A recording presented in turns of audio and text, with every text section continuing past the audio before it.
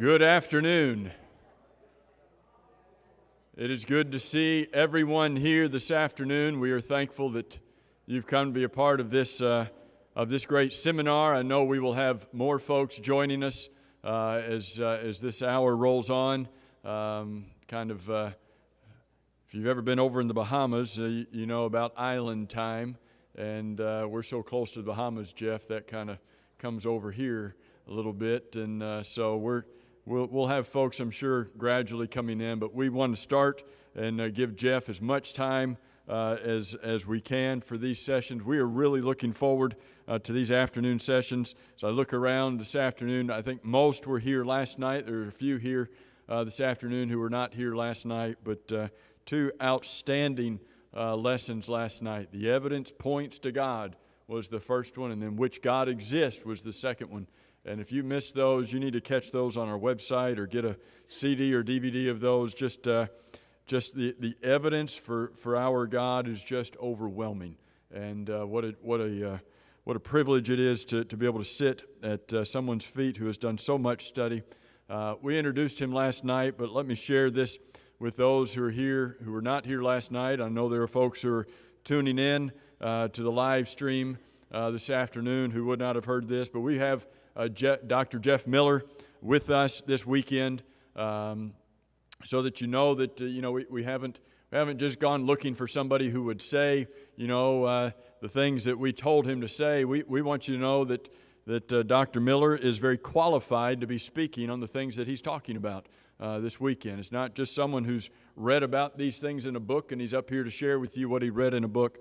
Dr. Miller holds multiple degrees, including an earned PhD in biomechanical engineering from Auburn University with an emphasis in navigation and control of biological systems. He has published research internationally in peer-reviewed technical science journals, and that is important for us to know that he has published things internationally in peer-reviewed science journals that have been read by his peers and understood by them. He is an active member of several science societies. While he was at Auburn University, he also did some instructing there. He instructed courses in thermodynamics, fluid mechanics, and heat transfer, as well as statics and dynamics. He has participated in several, and this is one of my favorite things about him, he's participated in several creation geologic expeditions with leading creation geologists studying seismites and dinosaur fossil beds in the Grand Canyon. And he has currently been involved in a number of studies in North American caves and is even doing some of that this summer again. And so he's continuing to study and to research and to dig in to these things. He currently serves as the full-time science writer for Apologetics Press, as well as the associate editor of the monthly Christian Evidences journal called Reason and Revelation. He also serves as an instructor for the Bear Valley Bible Institute, where he teaches Christian Evidences. He has authored several books. I think most of these, at least they started out there last night. I don't know. I know a lot of books were bought last night, and not all of them are still there, but he's authored Science versus Evolution, the book Flooded, in a book called In the Way He Should Go, and a book called Dating Without Detonating. And so a wide variety of books, and we would encourage you to stop by, look at the book display that is there. There are price sheets that are out there, and you would benefit from any of those books and all of those books that are out there. There are some of the Apologetics Press Defending the Faith Study Bible on the far side there in two different leather bindings, and that would be a great addition to your library. So a lot of great materials. Jeff is married to his great wife, Julie. They've got 5 children, and we are glad to have you here this weekend. Our faith is going to be just fortified this afternoon as we learn about the biblical creation model, as we learn about the topic is creation scientific, and you will have an opportunity after these 3 sessions this afternoon. You'll have an opportunity to ask Dr. Miller any questions you would like on these topics that he has addressed, and he will field those questions at the end of our sessions this afternoon. So we're glad that you're here. Let's bow together and have a word of prayer, and then we'll turn our time over to Dr. Jeff Miller. Our holy and righteous Father, we are grateful that we serve a God who has made himself evident to us through his creation. Father, we pray that you would help us to have open and honest hearts to the evidence that surrounds us. We thank you for this occasion that has brought us together. We thank you for Dr. Miller and the years of study that he has done and the continued research that he is doing. We pray that you would be with him in all of his labors, but especially as he instructs us during these next several minutes, that you would help him to have a recollection of those things that he has prepared. Help us to have open and honest hearts to those things that are presented. May we truly examine the evidence for what it is and to draw conclusions that are based upon that evidence. In Jesus' name we pray. Amen.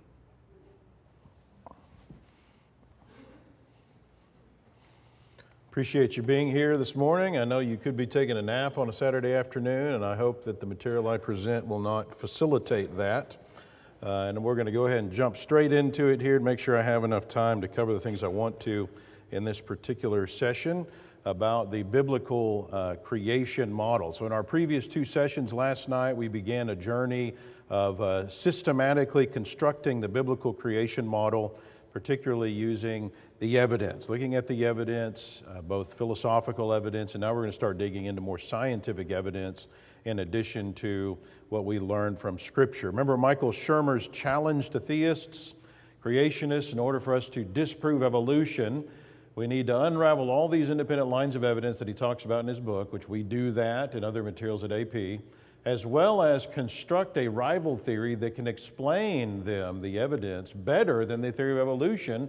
According to him, we have yet to do so. And so that is the goal really of this weekend, is to show you how the evidence does in fact support the biblical creation model and is ultimately stands against the naturalistic model, even though that's the dominant system that is taught in society around us, in the school system and so forth. As I mentioned last night, it is our responsibility both to refute error and to teach the truth, to fill the void when we refute that error. And that's two different things. So if we want to convince people of the truth of the biblical creation model, then we have to be able to provide evidence for our position. God expects us to do that. So first of all, let's be sure to understand something that we might miss in Scripture at first glance. Science is not an enemy of the Bible. God himself actually instituted the field of science. Did you know that? He commanded scientific exploration. Think back to the Garden of Eden. What did he say after he had created Adam and Eve? Remember, he told them to subdue the earth. He told man to have dominion over the earth, Genesis 1:28. That is essentially the goal of science. Romans 1:20 that we looked at last night tells us you can learn about God and even some things about him, his characteristics, by studying the things that are made, by studying creation. Why would God encourage you to study the things that are made, which is what science is, if the Bible and Christianity is somehow unscientific, if science contradicts the Bible?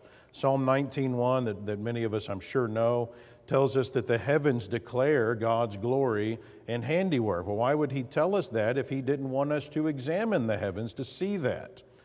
Which is what science does. 1 Thessalonians 5:21, test all things, hold fast what is good. That's essentially an 8-word summary of the scientific method. So true science and the Bible are not at odds. God himself instituted the field of science. I think of Psalm 111:2, which would serve as a good thematic verse for a scientific study of the created order. The works of the Lord, the things that God has done, they're great, studied by all who have pleasure in them. Is that not an encouragement of science, the study of nature to appreciate the amazing things God has done? God instituted science. The works of the Lord are studied by those who have pleasure in them. I think of Genesis 2:19, where God has Adam name the animals. And with that, he institutes the field of biology, classifying living creatures. I think of Job 38:33, where God highlights for Job the natural laws that govern the universe. That's physics in action. Do you know the ordinances or the laws of the heavens, and can you set their dominion or their rule over the earth? I think of Job's words in Job 12:8-10. Speak to the earth, and it'll teach you. Who among all these does not know that the hand of the Lord has done this, in whose hand is the life of every living thing and the breath of all mankind? So speak to the earth and it'll teach you, Job said. That's geology. I think of God's words to Abraham. Look now toward heaven and count the stars if you're able to number them. And again, Psalm 19:1, the heavens declare the glory of God. So we're talking cosmology and astronomy. You have a basic recipe for antibacterial soap that God gives the Israelites in Numbers 19. Chemistry in action. The basic thrust of several laws of science are articulated in Scripture long before we even understood those laws of science, including the first and second laws of thermodynamics, the law of causality, and the law of biogenesis. In God's sermon to Job in chapters 38 through 41, remember that God essentially, in order to humble Job with the realization that he's not in a position to be questioning God and demanding from God explanations for the things that were happening to him, the way that God responded was not to quote Scripture. He actually gave Job a big science lesson that covered geology, cosmology, astronomy, physics, oceanography, nomology, optics, meteorology, and biology, including zoology, ornithology, entomology, herpetology, botany, and marine biology. The Bible is not anti-science. If you actually look through the Bible from a scientific perspective, you see it's loaded with important things that God wants us to learn about the creation around us. The Bible speaks often of scientific matters and does so accurately. They are in perfect harmony as you would expect them to be, God having instituted the field of science. So let's talk about a scientific model for a moment. We'll be using that term a lot this weekend. What is a model in science? Well, this is a way to take the physical evidence that we gather in the world around us, in science, for example, and try to explain it in terms of a bigger picture about the overall workings of the universe. It's basically like a worldview. So if your model is right in how to explain things, then it is going to be able to take all of the physical evidence that we can gather in science today and make sense of that in your model without there being contradictions and issues. And you'll even be able to make predictions about what will likely happen in the future, scientifically speaking, if your model's right. And so a model may have several theories within it that are strung together to try to explain the evidence. So the naturalists, the atheists, have a model as well, and it uses various theories like Darwinian evolution and the Big Bang Theory in order to try to explain the physical evidence. The biblical creation model also tries to explain all the physical evidence in the universe, but from a biblical, supernatural perspective. And again, there are different theories within the biblical creation model that we have to use to try to explain the evidence, because the Bible does not tell us, doesn't give us all the information that would be necessary to explain the details in many cases. But one fundamental distinction between the naturalistic model and the biblical creation model, though, is the fact that unlike the naturalistic model, the biblical model, as we saw last night, is already based on solid evidence that shows God exists and the Bible is inspired by God. So that already gives the creation model a solid foundation. So we just have to try to fill in the gaps with the details. So in our first two sessions, we briefly established the first three planks in our systematic construction of the biblical creation model. And so now today we want to go ahead and look at the next two planks in this structure. What does the biblical creation model actually claim with regard to the origin and history of the universe? And is there evidence that supports that? Can it make scientific predictions? Are we able to explain the evidence around us from a biblical perspective? So if we're going to try to do that, if we're going to build a biblical creation model from more of a scientific perspective, there's really two key events that are essential to take into account if you're going to try to understand what's going on around us and lay the groundwork for the biblical model. It's number one, the creation account in Genesis 1, and number two, the flood of Genesis 6 through 9. Now, obviously, we can't observe today creation, like the original creation of the universe. We can't observe a global flood and what that would do. And so these events have to be studied as what we call historical science. Events of historical science cannot be observed today. But the naturalistic model also includes historical science, like the Big Bang, the spontaneous generation of life from non-life, and many other things. These are things that aren't observed. And the creation model has historical science components as well. Since we can't observe those two key events, then we have to make theories about what happened in some cases in order to try to make sense of all the physical information we have. So the biblical creation model, again, it's different from the naturalistic model because we can know that creation and the flood happened because the Bible teaches that, and we already established that the Bible is inspired. So again, it's just a matter of developing theories to explain the details. So we have to keep in mind that while the Bible explicitly tells us that God did create the universe and that there was a global flood, the Bible does not explicitly says everything that happened in those events. And so it sometimes will give us clues that'll help us to know what might have happened scientifically, but oftentimes we have to try, we don't know for sure. We need good theories that can explain the physical evidence if we want to be able to defend the biblical account of history against modern attacks, which is what's going on today. And we'll look at that in a later session. So what I want to do is travel through the text in Genesis 1 and 2, and really Genesis 1 through 11, and try to draw out some information that'll help us to develop a scientific creation model. And so we'll move pretty quickly because I want to cover a lot of science here in essentially 2 sessions, several chapters of Genesis. So hopefully you'll enjoy the journey as much as I have. All right, very first verse of the Bible. In the beginning, God created the heavens and the earth. In the very first verse, we are given a statement that has several important scientific implications that you have to grasp in order to make sense of the physical realm around us. First of all, we notice that the ultimate engineer of the universe that designed and created it is this being Elohim in the Hebrew, as opposed to Big Bang cosmology. The universe did not create itself, which would violate the first law of thermodynamics that we looked at last night. Instead, it was created by this being, and therefore, that being had to be a being that's not part of the universe because this being created the universe. And so he is outside of that imaginary box that contains the entire universe that we talked about last night. In other words, this being is not part of the natural realm. He's not natural. He is supernatural, being outside of or above nature. So what we can know about this being is limited to what he tells us about himself and whatever you might be able to learn from him by the things that have been made, which isn't always easy because his creation has been so corrupted over time. We talked about that in our second session. Now, in order to fill out our model here, you might draw from other passages that give us some interesting information about this initial event. Concerning Christ, in Colossians 1, 15 to 17, it says, "For by him all things were created that are in heaven and that are on earth, visible and invisible."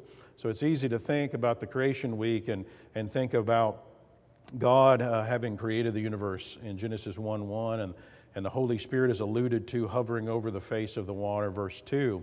According to this passage, as well as John 1:3 and Hebrews 1:2, Jesus is actually the one through whom the universe was actually created. He was there in Genesis 1 doing the work. John 1:3, all things were made through him, and without him nothing was made that was made. All right, other information about this initial creation event. He apparently spoke the universe into existence from nothing. Hebrews 11 highlights that. By faith we understand that the universe was created by the Word of God, so that what is seen was not made out of things that are visible. And then Psalm 33, 6 and 9, by the word of the Lord the heavens were made, and all the host of them by the breath of his mouth. For he spoke, and it was done. He commanded, and it stood fast. So the universe was spoken into existence. Isn't that fascinating? What in the world does that mean? So these words with omnipotent power backing them are merely stated, and that brings everything into existence from absolutely nothing.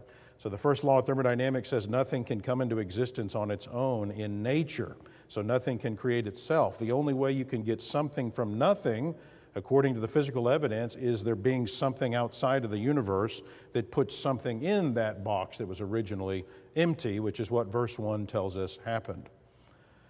All right, then you take note of the words "in the beginning." Okay, the beginning of what? Well, the beginning of everything that Moses is about to talk about. So the beginning of everything in the universe. And notice that would include time as well, and that can have apologetics implications in defending the truth. Recall from our last session that time itself is a created entity. Titus 1:2 speaks of God's promise of eternal life, which is a promise that the text says was given before time began. Of course, speaking of the creation of the physical realm, which includes your time dimension. So time was created. Otherwise, you'd have to say that time exists outside of God and that even He is subject to it since He didn't create it. And so obviously we're temporal beings, and so it's very difficult for us to envision a realm where there is no time. But God's realm wouldn't have time unless He chose to create it there. So there's not even such a thing, notice, there's not such a thing as before God, because that would imply the existence of time in the supernatural realm, which isn't necessarily true. We also note from this verse that the heavens, which would be our modern concept of space, where it was also created by God, even though there were no stars in it initially. So notice the creation model would argue that space itself is not nothing, even though it's a vacuum. It's something that had to be created. And notice from this verse that the first things that were created, that were put in the space before anything else is created, were time, the earth, in addition to space. So this immediately contradicts the evolutionary model, which has, for example, the earth coming about billions of years after this initial Big Bang and after other stars had already been around. So according to the Big Bang model, the earth wasn't around in the beginning. It was around, in fact, billions of years later, and then the stars were even around before the earth was. You also can infer that the earth must be special to God. And this is an important concept. Nothing that an omniscient, rational being would do would be expected to be pointless or random. There's going to be a reason for everything this being does. And this being chose to, notice, create the earth first, before anything else in the universe. It was to earth that God had already predetermined to send Jesus as a sacrifice, Ephesians 3:11. And this is surely significant and would cause us to surmise from a scientific perspective that the earth might be in a special place in the universe. Now that immediately contradicts modern thinking about the cosmos among the secular Big Bang cosmologists who firmly believe in the fundamental Copernican principle. This is the idea that the earth is not in a special favored place in the universe, but it's just an accident and it's average. So the creation model would be fundamentally different from the secular model in that assumption. Notice also that from that moment when the heavens and the earth were created, three-dimensional space is created as well. So you think length, width, and height in addition to your time dimension. So again, it's hard for us to envision a realm where there's no such thing as dimensions. But the spiritual realm apparently doesn't have such a thing as length, width, and height and time. There is no over here and over there, big and small, again, unless God chooses to create that. It's also possible that there are other dimensions that were created that are as yet unknown. Again, you can also draw from some other passages that might give us a hint as to what else could be going on in the cosmos. It's interesting, in several places in Scripture, God is described as stretching out the heavens like a curtain or a tent. And these allusions are poetic, they're symbolic, but it's also true that the things that are portrayed in poetry and symbolism and figurative language always have to have something underlying those allusions that have some meaning and substance that those things are then symbolizing. So what could stretching out be symbolizing? Well, to those men that wrote those passages down, they probably wouldn't have been thinking about the space itself expanding while they were writing, but it's also true that the Holy Spirit was behind the scenes guiding those men, 2 Peter 1, and many times the comments that the Bible writers made had applications beyond what they were thinking when they wrote those passages down. Sometimes they had dual meanings that applied to other things, sometimes things in the future, things which they sometimes didn't even understand themselves, 1 Peter 1, 10 through 12. So that said, there is compelling physical evidence that suggests the universe appears to be expanding. The Hebrew word translated stretches out in Isaiah 40:22 is an active participle, which according to Hebrew scholars indicates a state of continued activity, implying that that stretching might be continuing to occur today. If you have any questions, if you'll write them down, by the way, I meant to mention this because we have a Q&A session today in our fourth session, and I got a lot to cover, so we're going to try to keep rolling here. So Isaiah compares God's activity in the heavens to that of spreading out a tent to dwell in and stretching out a curtain.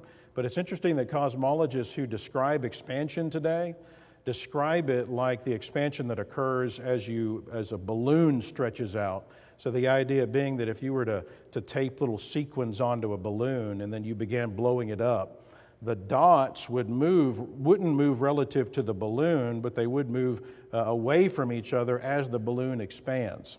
And so the heavens are stretching out or expanding is what they're thinking, which is a very similar concept to what we do when we set up a tent. So bottom line, it's possible that God began this stretching at creation. If so, then it could have significant implications when you get to day 4. All right, also on the first day, you read the earth was initially without form and void, and darkness was on the face of the deep, and the Spirit of God was hovering over the face of the waters. And so notice that the earth was initially covered with or possibly composed of water. And again, this contradicts Big Bang thinking, which suggests that the earth was initially molten rather than being covered with water. Also, of course, you read that God created light. That's usually all we emphasize with our kids in our kids' songs, the creation of light. But notice there's a lot more going on here. And we naturally ask, then how could there be light before the sun, which isn't even around until day 4? Well, we know today that light comes in different forms, some of which can't even be seen with the naked eye. You have your ultraviolet light and X-rays and infrared light and radio waves. If the earth already had a core and a mantle at this point, then you might expect there to be light below the surface of the earth. But either way, the physical entity light is created, which would include your light spectrum, but also, more specifically from the text, we see that this light is apparently directional. Some say, well, okay, this light has to do with an initial Big Bang, people that try to harmonize the Bible with the Big Bang. But that can't be sustained in light of what the text actually says, because verses 4 and 5 indicate that God divided this light, whatever it was that He created, He divided it and defined day and night based on that division. He then uses the words evening and morning in conjunction with the day and night that He just defined, which would make no sense in light of the Big Bang. So whatever this light was, it was used as a means to mark days by. So apparently the earth's rotation had begun in order to be able to use the terms day, night, evening, and morning. And so we don't know exactly what this light would have been. It could have been a temporary supernatural light, which ended when the sun was created on day 4. If that is the case, then no human ever saw it, because humans aren't even around until day 6. But it is interesting that it was important enough to God to have light around, distinguishing day and night from the very beginning, before He had even taken the time to create the sun or humans. And so remember, God wouldn't do something like that without reason. We also gather from the text that the creation days were literal, approximately 24-hour days. I say approximately because it's possible that the Earth's rotation is not exactly to the minute what it was at the very beginning. The Earth's rotation could have been slowed from, say, large meteorites that have struck the Earth, especially during the flood. And we'll talk about that. So it's sometimes easy to forget that Moses is writing to a specific group of people that had a specific understanding of the terms that he's using. And so it stands to reason that he was using the terms that he was using in the way that his audience would have understood them. And there's no doubt that his Jewish audience would have understood the days of the creation week to be literal days. Well, we would say a rotation of the earth, not eons of time. Their Sabbath rules were based on that concept, and observing those rules incorrectly meant execution, which was what was commanded by God in that instance there in Judges 15. So give the Bible to a 6-year-old, ask him to read Genesis 1, and see if a child gets eons or evolution out of the days of Genesis 1. That's not going to happen, which is why nobody did believe anything differently until Darwin came along, and you had people like Hutton came along that that popularized evolution and uniformitarian geology, and these became mainstream, and they require long periods of time. But when you assess uniformitarianism and Darwinian evolution, which we did in that seminar several years ago that I did here, you find that their alleged evidences are non-existent or weak at best. There's no reason to disregard the clear layman reading of the text here. Ironically, as though to ensure his audience understood that he's talking about literal normal days, he used the term evening and morning repeatedly throughout Genesis 1 in conjunction with the Hebrew term for day, yom. And those words occur 348 times in the Old Testament, and every time they're used with yom in literature that is like Genesis 1, they always refer to evening and mornings of normal 24-hour days. He also modified the word day with numbers throughout the chapter. The first day, the evening and the morning were the second day, and so forth. In the over 200 such occurrences in the Old Testament, the meaning of yom always means a literal 24-hour day. Now, his audience would have understood that he meant a long period of time if he used the Hebrew word dor, which means a long period, a generation. But he didn't. He was very specific and used practically every means possible to convey what he meant. And interestingly, again, he is using evening and morning even though there is no sun yet. It is as though God wants to make sure that just because there's not a sun around, that humans don't get the impression that these aren't normal days, which ironically some in the gap crowd have missed, the gap theory crowd, thinking that these first few days must not have been literal until the sun showed up. On day 2, God creates a firmament, or literally in Hebrew, an expanse. And interestingly, 2 Peter 3:5 adds some interesting insight into what the earth might have been like at this point. The heavens existed long ago, and the earth was formed out of water and through water by the Word of God. And commentators are hazy on the meaning of that verse. It seems to be saying that God actually made the earth from water, which would explain why at the beginning darkness is over the deep, verse 2, the deep being a term associated with water, and why the Spirit is hovering over the water. So regardless, God creates the firmament, which we generally understand to mean the atmosphere, although there are some other theories that young earth creation cosmologists are studying that have a different take on this. For the sake of time, we won't get into that. It gets very technical. What about day 2 and the vapor canopy theory? I grew up hearing about this theory and thought it made a lot of sense. This is a theory that originated several decades ago, where it was thought that the waters above the firmament were kind of like a bubble around the earth, and it would theoretically create a greenhouse effect that would make for a warmer, healthier environment, more plant life, perhaps larger life with extended lifespans. It would help explain the warm, uniform climate that the fossils indicate existed. It would shield the earth from cosmic rays and allow for no rain, possibly, between creation and the flood, which that model, that theory argued is being alluded to in chapter 2, verses 5 and 6. And the canopy would potentially hold a lot of water that then came down in the flood. Well, the theory has fallen on rough times in the last couple decades, because young earth creationists, including the ones that developed that theory, whenever they've dug in and actually started testing this, they can't figure out a way where the greenhouse effect from any kind of canopy like that wouldn't be so high that it would destroy all life on the earth. And they also can't figure out a way to sustain a lot of water like that above the earth. You also have evidence of rain in what we understand to be pre-flood rock layers that is fossilized, what appears to be fossilized rain droplets that has shown up as well. We also know rivers existed in the pre-flood world. You see one there in Genesis 2, 10 through 14. And rivers are generally the product of water cycles, the water cycle, which is going to include, of course, rain. So there may have been some kind of canopy of some sort, but it probably is not what is being alluded to in this separation of the waters on day 2. So the firmament here could just be the space between the liquid water of earth and then the vapor water in the atmosphere above, which is how it has been really understood for centuries, although again there are some other possibilities. All right, day 3, God says, let the waters under the heavens be gathered together into one place, and let the dry land appear, and it was so. Now, it's easy to jump over this verse without catching the possible geological implications of that statement. So by this point, the earth's crust apparently is now made, and God, and it's been created under the waters that are covering the earth. It sounds like if the waters are gathered into one place, so they're not separated by land, then what would that imply about the land? Could it have been gathered in one place as well? And that would lend support to the idea of the supercontinent Pangaea, which we'll look at in the next session, or rather than Pangaea, Rodinia, which is the supercontinent thought to exist before Pangaea. If God scoops up the land from the ocean floor to make the continents, then you would expect mudslides and the beginning of fossilization for many of these plants that are made on day 3, and then possibly your marine creatures on day 5.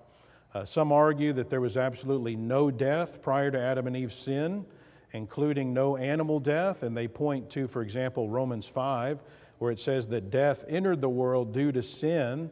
But you look closer at Romans 5, it's clearly talking about the death of humans, not animals. Notice that death spread to all men because all sinned, and animals don't sin, they don't even have a soul.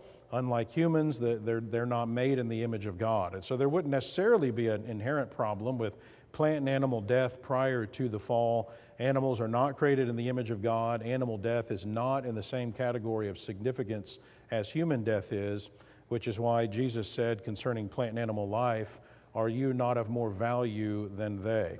And I'm sure the animal rights guys don't appreciate that. All right, further notice Genesis 3:22, "Then the Lord God said, Behold, the man has become like one of us to know good and evil, and now lest he put out his hand and take also the tree of life and eat and live forever, I'm going to boot him out of the garden." So notice that the reason that Adam and Eve would have lived forever in the garden is not because their bodies would allow them to, as though God originally created the human body with the ability to live forever on its own, and nor was it the case that God was directly, supernaturally sustaining their lives forever. No, they would have lived forever by eating from this special tree of life that God created. So it stands to reason that entropy is already in effect on the earth, and therefore death was at least possible, or else Adam and Eve wouldn't have needed to eat from this tree of life. And so with entropy in effect, death would be a natural result for anyone or anything that didn't eat from this tree. So any living thing that is not eating this fruit from the tree, you wouldn't expect to live forever, and logically many animals wouldn't have done so, since the earth was probably full of animals, including ocean-dwelling creatures. And so all animals wouldn't have been sequestered to the garden. And so when you consider that animals were not created in the image of God with immortal souls and were not promised to be able to eat from the tree of life in heaven, then it would stand to reason that the tree of life wasn't for them in the first place. So animals were not intended to live forever. It would seem that they could die from the beginning. Now, interestingly, concerning that tree of life, from a scientific perspective, it would have acted like an anti-entropy tree, an anti-decay tree, perhaps healing Adam and Eve of any of their aging or dying components in their bodies, therefore giving them eternal life. Revelation 22:2 speaks of the tree of life in heaven, figuratively, of course, with its leaves having healing powers. Also on day 3, of course, the plants were created according to their kind. And that's an important phrase that scientists take note of, and we'll talk about that in a bit. So notice that the sun isn't around until day 4, the days of Genesis 1. So if they were long eons of time, as some theistic evolutionists argue, then the plants wouldn't have been able to survive because the sun wasn't even created until the following day. And if the days are long periods of time, then any plants that have symbiotic relationships with the flying insects and birds they're not even created until day 5 when the flying creatures are made, so you had an even bigger problem there. Day 4, God creates the stars, the sun, and the moon. The stars here would include the modern definition of a star, like the sun with its own inherent light, but also the planets and the comets and so forth, which reflect light and therefore give light on the earth, verse 14. So the purpose of these stars is given to give us light, ruling the day and night, dividing day and night, and to give us a system of reckoning time, so for signs, seasons, days, and years. And so with these purposes given, we would expect that the light from distant stars is already in place by day 6 when humans needed them for those purposes. And notice that would have included light from stars that are billions of light years away from us. In other words, some stars are thought to be so far away that it would apparently take billions of years for that light to reach us if it's traveling in a natural way. And then when it does reach us, it's actually showing us things that happened to those stars billions of years ago. So regardless of however that's done, and there are several theories that creation scientists have studied on that, regardless of how it's done, all of that light is apparently already to Earth by the time humans needed that on day 6. All right, so days 5 and 6, God creates your water, air, and land creatures. So items worthy of note there. According to verses 29 and 30, apparently God made animals and man initially to be herbivore, and then that changed at some later point. So while animals might have been able to die naturally or from catastrophic events, they apparently were not meant to kill each other and eat each other anyway at the very beginning. Now, how long things stayed that way is not stated, but the fossil record indicates that many animals were carnivorous by the time of the flood, 1,600 years later, because we have evidence of the T-Rex chomping on other creatures, because you can actually look at the biting patterns and see that. We've got examples of where we find other animals in the fossilized stomach of other animals. So they're clearly, by the time of the flood, they're carnivorous, many of them anyway. Notice also dinosaurs are land creatures along with humans, and so according to the Bible, humans and dinosaurs are not separated by 63 million years. We're both created on day 6. We coexisted, and archaeological, historical, and recent scientific evidence verify that, and we'll look at a little bit of that in a later session. So notice again, according to the text, that God creates the kinds of creatures, the Hebrew word mean, and he tells the earth to reproduce life according to its mean, its kind. And the same idea is expressed in Galatians 6:7. Whatever a man sows, that will he also reap. And we'll explore that a little bit as well. All right, so standing back, looking at the big picture of the creation week, notice first of all that the date of the creation week is not explicitly given. We're told that it was in the beginning, and we're told how long it took. But you have to look elsewhere to determine when the creation week was relative to today. And notice also that God could have done all of that creating in a moment. He could have done it in 6 billion years. He chose to do it in 6 days. And again, that must be significant, or he wouldn't have done that. Again, he wouldn't do pointless or random things. And so when we stand back and look at what he told us about the creation week, and we see from Exodus 20:11 that one reason for that was to set up the formal definition of a week, the 6-day work, 1-day rest idea, which led to the Sabbath regulations. We also infer that God must have wanted to emphasize certain distinctions in the created order, which is the opposite of what evolution is doing. So God emphasized that there's separate origins for swimming creatures, creeping things, land creatures, flying creatures, plants. The earth and the planets and stars are created separately. So the earth wasn't the eventual result of a cosmic evolutionary process starting with a Big Bang. Flying creatures didn't evolve from the land-dwelling dinosaurs. Land-dwelling reptiles didn't evolve from the swimming fish. So there are things that God wanted to emphasize about this initial creation. Why else would he tell us about his creating those things on distinctly separate days?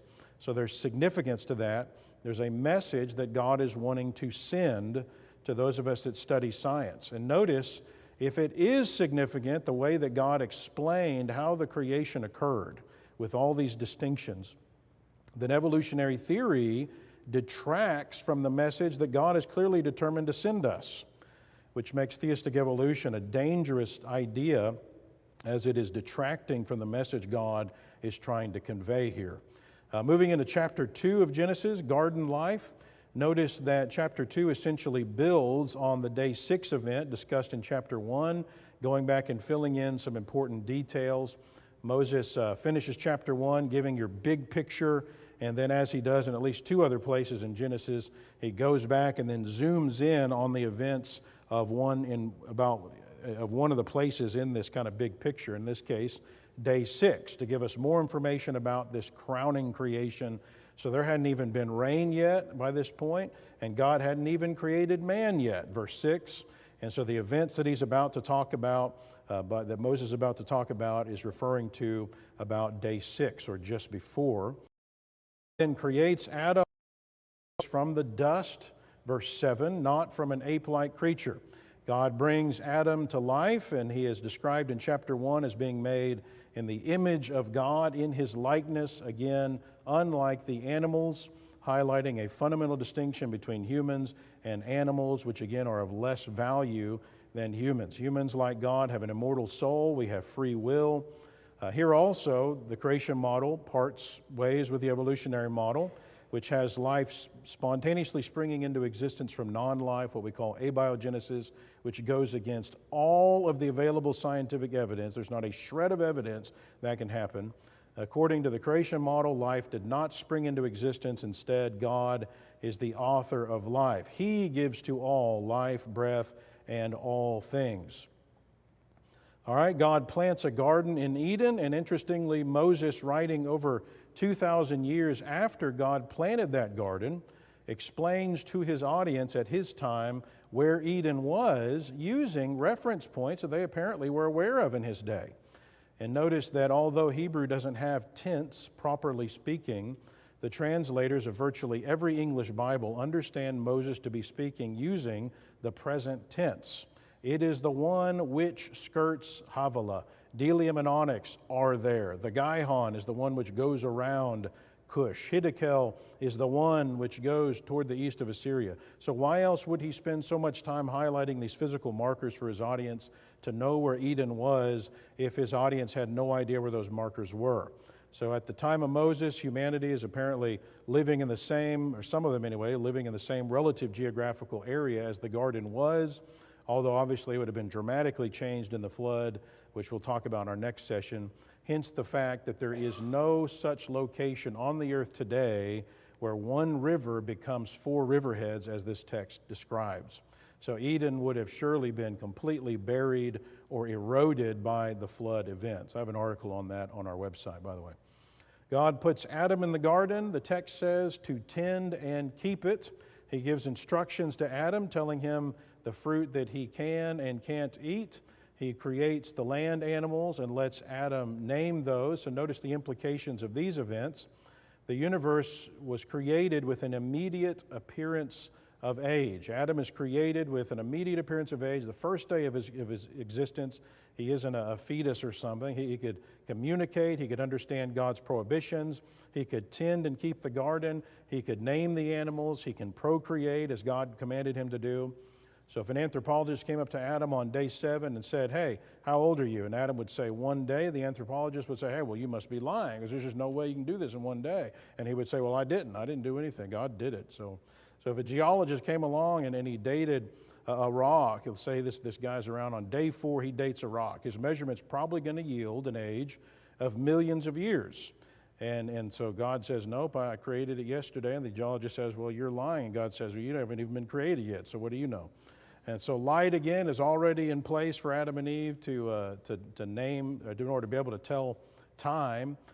Trees would have already been bearing fruit because Adam and Eve needed to eat that fruit, so they have an immediate appearance of age. And so you'd expect tree rings to probably be in these trees, since those tree rings provide strength to trees as they grow larger. So fully mature trees would require tree rings to support them.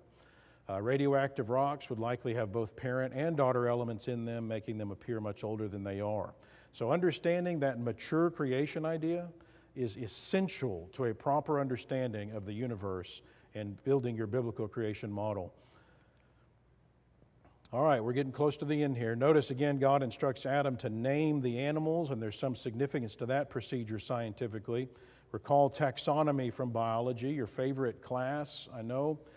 This is just your modern system of classifying living organisms. And classification, very fundamental to biology, organizing creatures as we discover and study them. And apparently this idea was important to God because he institutes the field of biology here in the garden by having Adam name or classify the various kinds of animals. He names and organizes these kinds of creatures, and this is important. Now, important an idea here, the word kind again. God created creatures according to their kind. What does that mean? It was once assumed that the word kind is just the modern concept of species.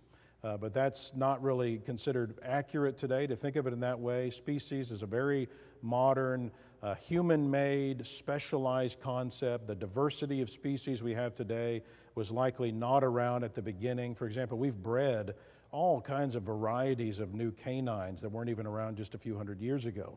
So living creatures have within them an immense amount of potential for diversity within their basic kind.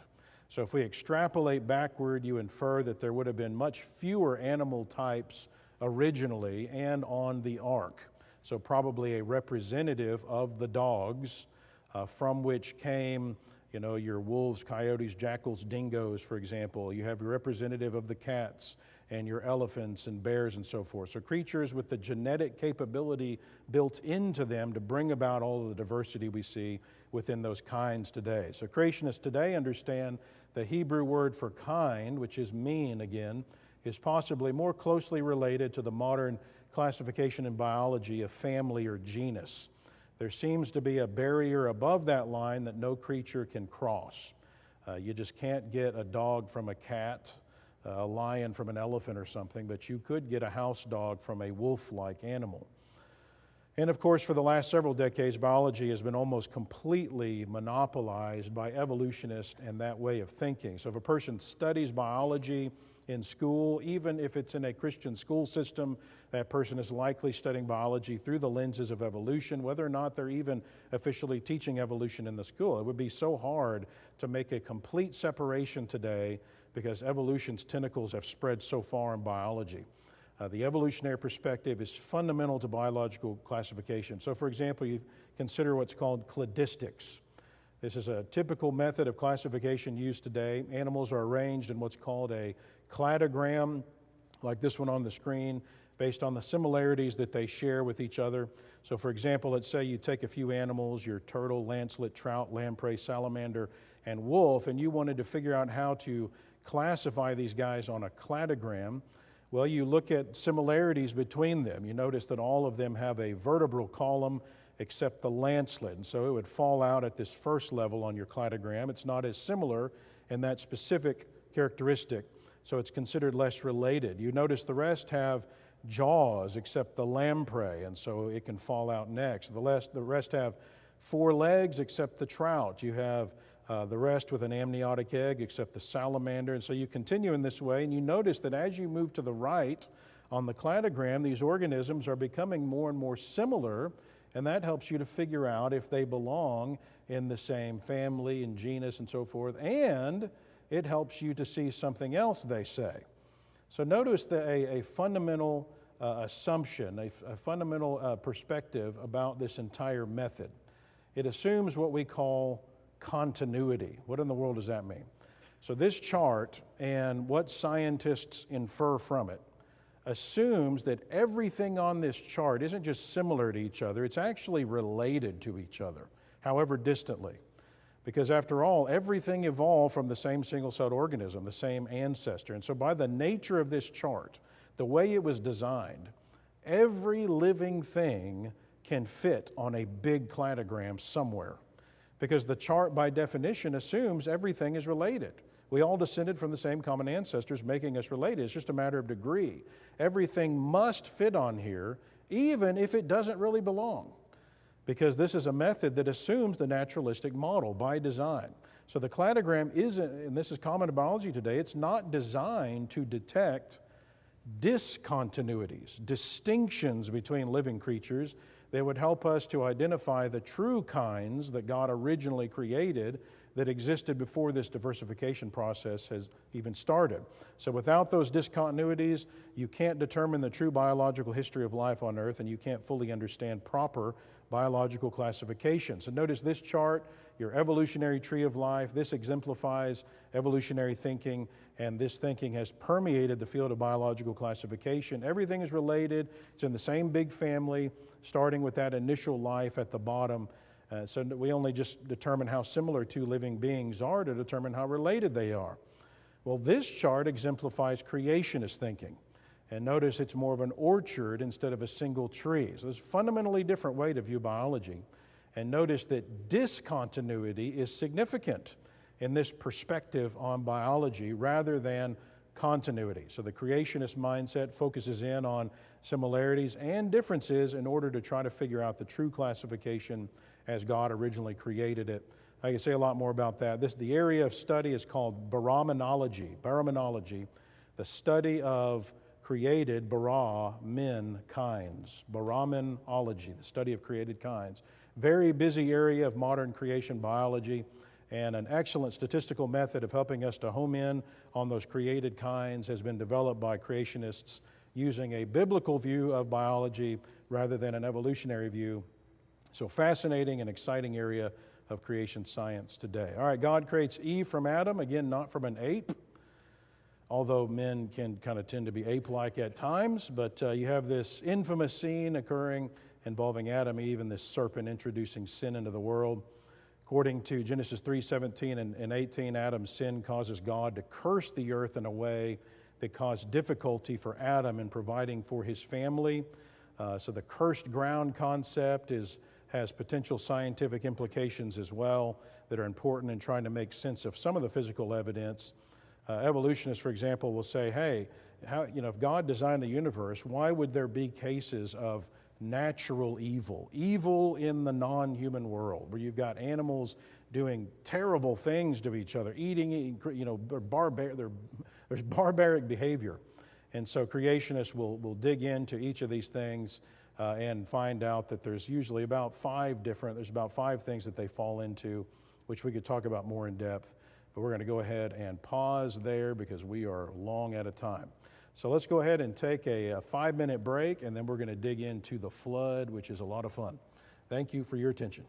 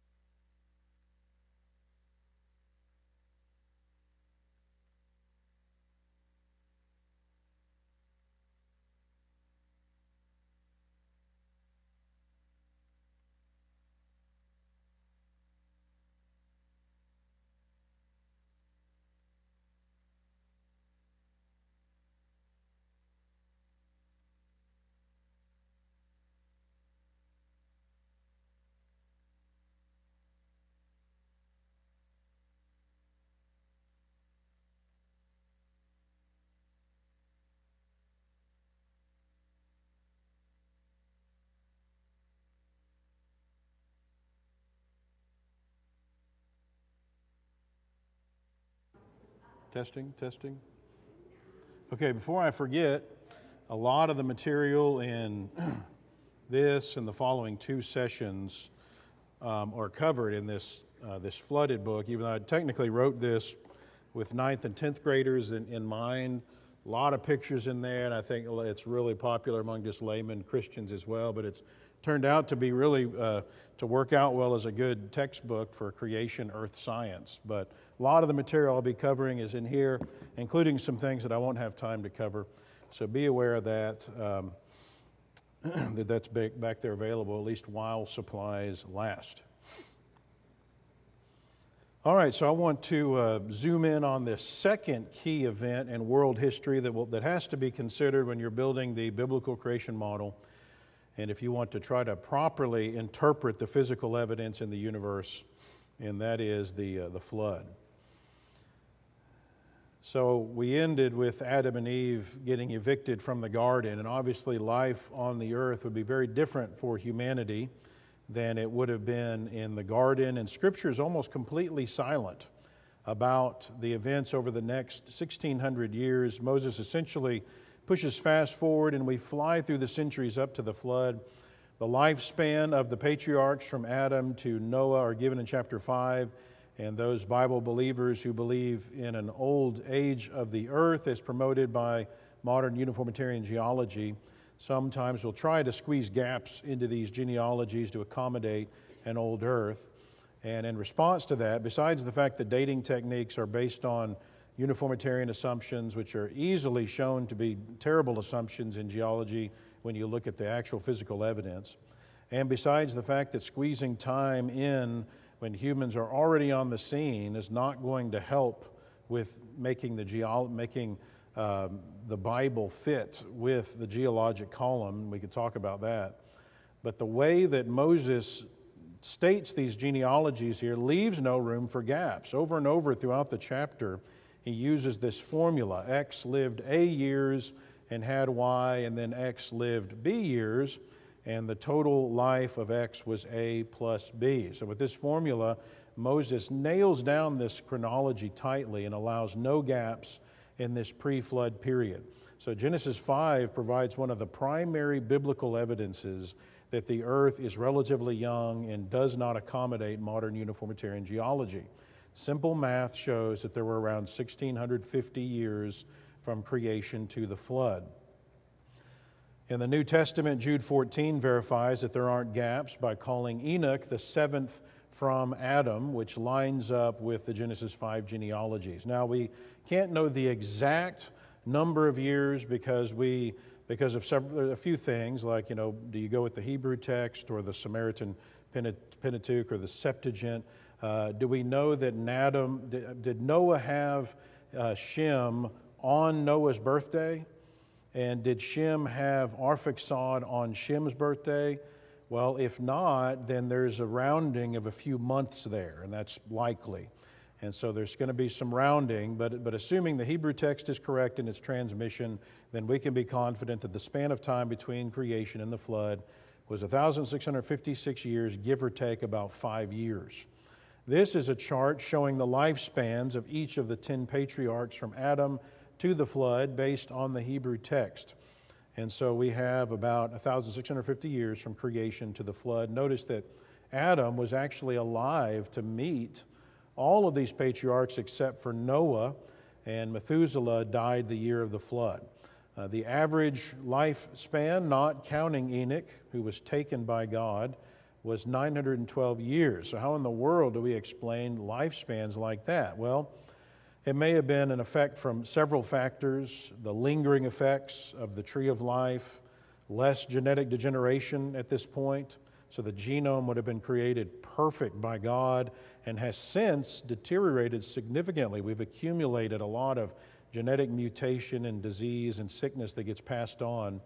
And a major factor was likely the nature of the pre-flood world and how different that was compared to what it is today.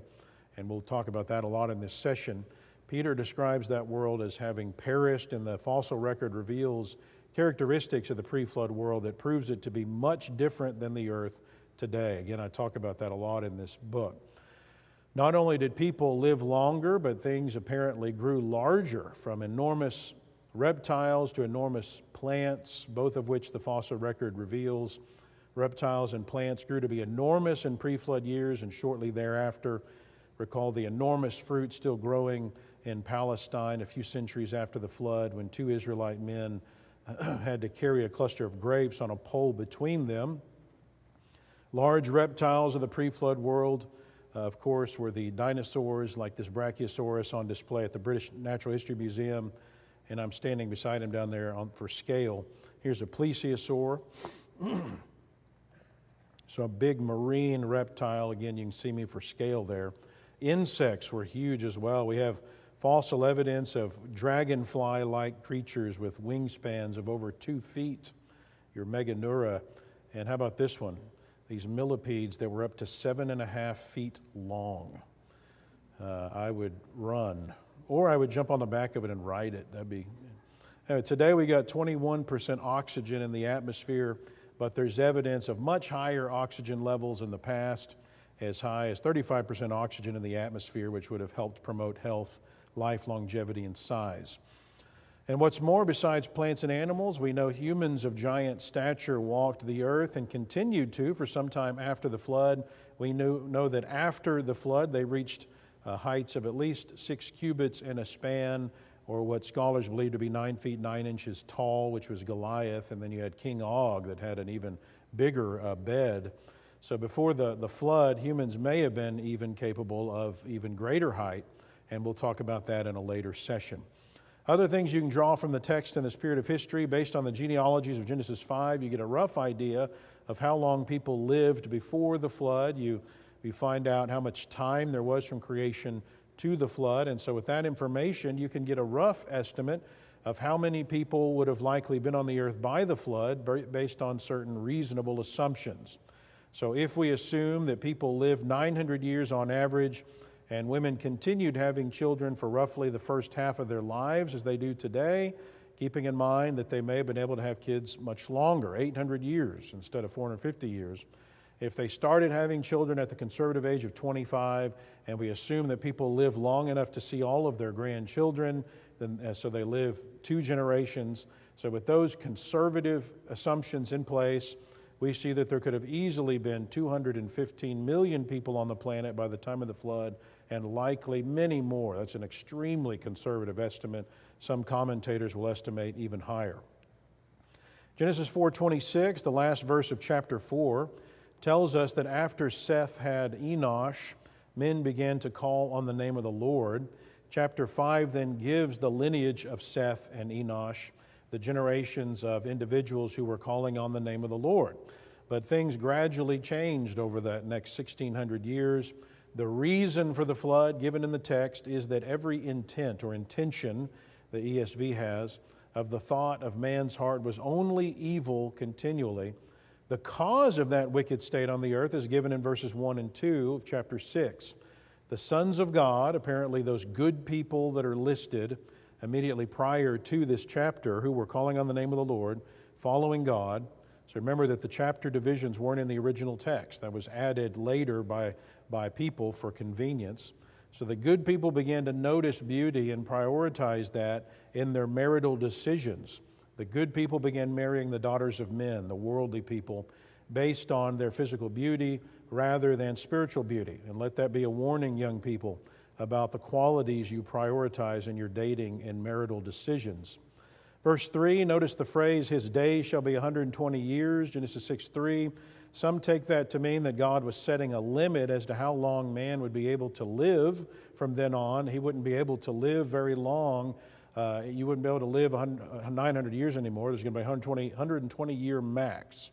And that doesn't work for a few reasons. Number one, Albert Barnes, the commentator, made a good point that man in this verse is referring to the single race of man, not the plurality of individuals making up the human race. And so the 120 years would seem to be referring to the life of the whole race of man is going, the whole race of man is going to die in 120 years. Also, number two, man kept living beyond 120 years for centuries after that statement is made, according to the genealogies after the flood. Number three, it would be strange to arbitrarily select 120 years as the upper limit for life longevity and then deem that to be the punishment for wickedness. And number four, the whole point of this section is to show how God ultimately punished the world through the flood, not through that life maximum. And so the punishment being referred to, the 120 years, would seem to be related to the flood. So it makes more sense contextually to be saying, hey, man has gotten pretty bad. I'm not going to put up with it forever. My spirit won't strive with man forever, the text says. So I'm going to reach a breaking point here. I'm going to give you 120 years to get your life right. And so Noah, you better get to work. So incidentally, with that understanding, if you look closely at the text, you see that Noah is 500 when Shem, Ham, and Japheth are born, or at least when he begins to have them. They're not triplets. And then he's 600 when the flood comes. So that's not 120 years. And so from that, we gather that the statement here by God in verse 3 is made during the genealogies of Genesis 5 that are just before this verse. So God apparently made the decision to bring about the flood some 20 years before Noah has Shem, Ham, and Japheth. All right, God instructs Noah to build a boat 300 by 50 by 30 cubits, and according to scholars, that would translate to a football field and a half long, 75 feet wide, 45 feet tall. And that's assuming an 18-inch cubit. It actually is more likely that it was 20 to 21 inches. But according to scholars, that would translate to a football field and a half long, 75 feet wide, and again, 45 feet tall. He's told to make it out of this unknown wood called gopher wood, put 3 levels in it, have rooms for the animals, cover it with pitch so it doesn't leak, put a door in the side of it. God tells him to install an opening. This is not exactly a window like we usually think of, but according to the underlying Hebrew, apparently an opening for light and possibly ventilation that might have gone around the top of the vessel and was a cubit in height.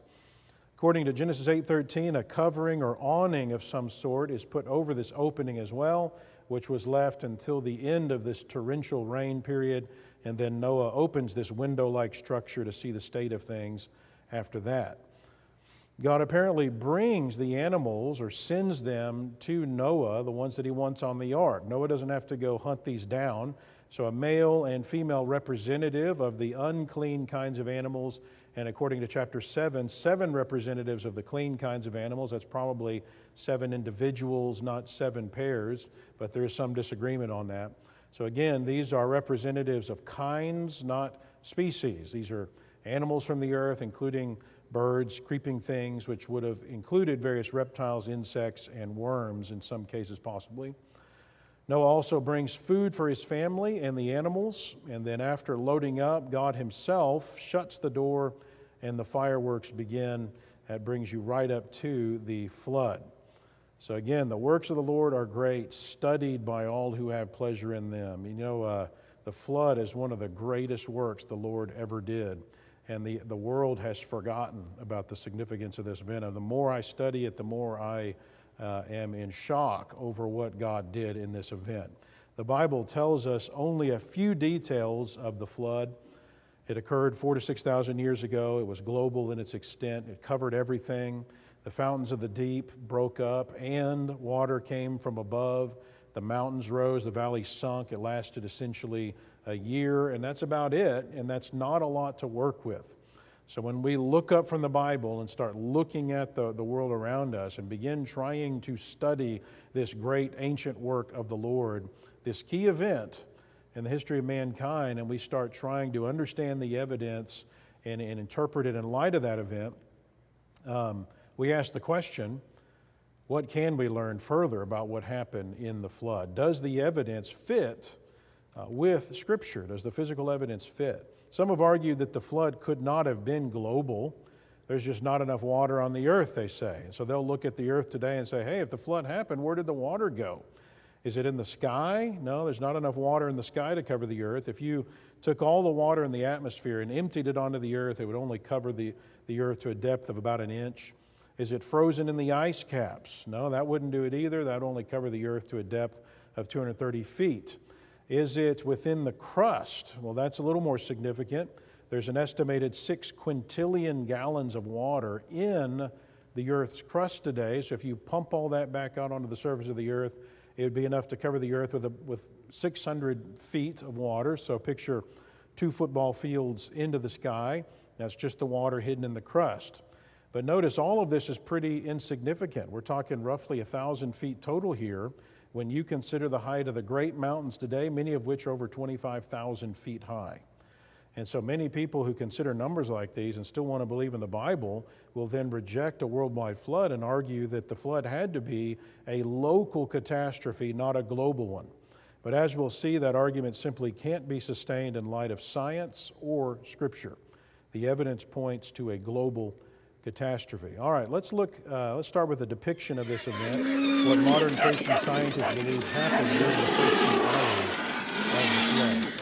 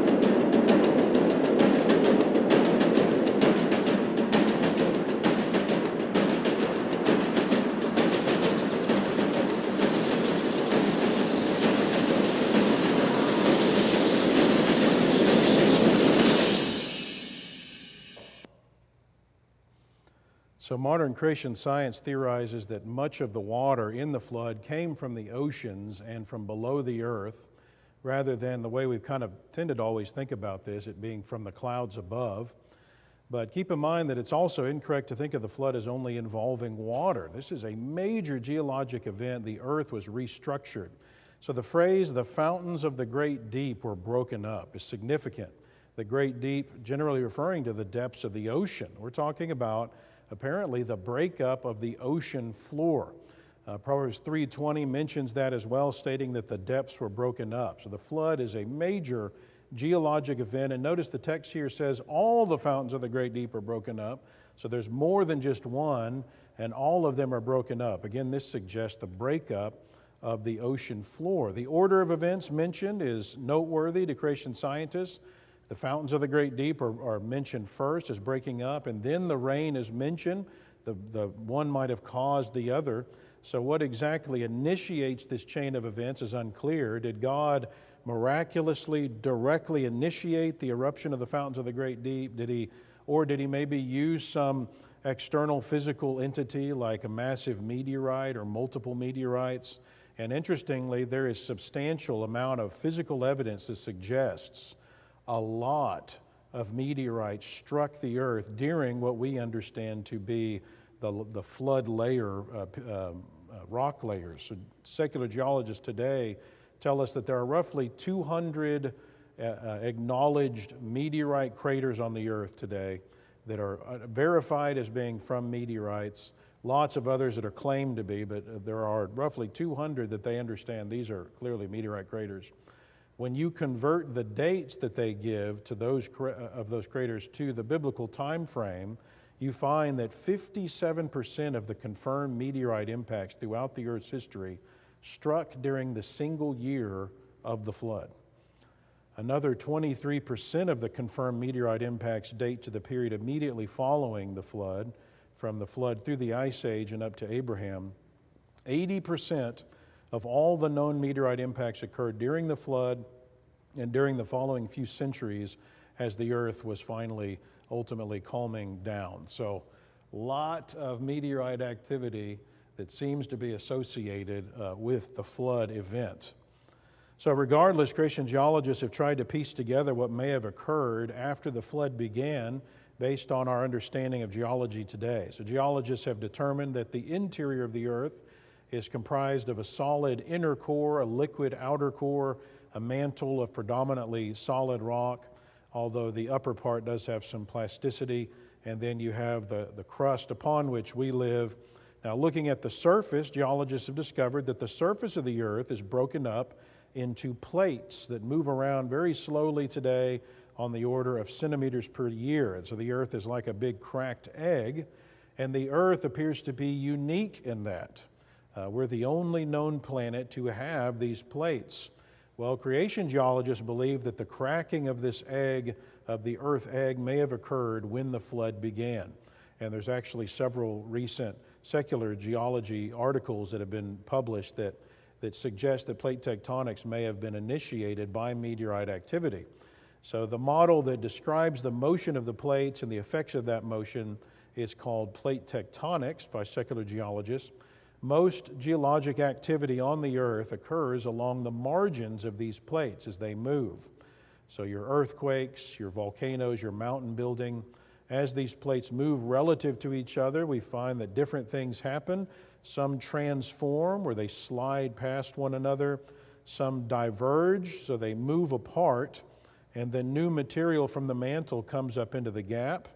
And we see this at mid-ocean ridges, for example.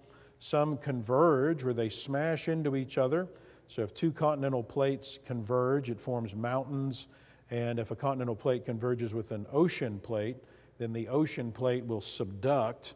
And so the ocean plate goes under the continental plate, starts diving into the mantle, and volcanoes form as that happens. So mountain building is extremely slow today because the plates are moving so slowly. And so it would take eons at today's rates to form the mountains. So if mountain forming is happening today at such slow rates, then how can creationists explain that evidence? How can that be harmonized with Scripture? Well, let's think about plate tectonics and the movement of these plates that comprise the surface of the earth.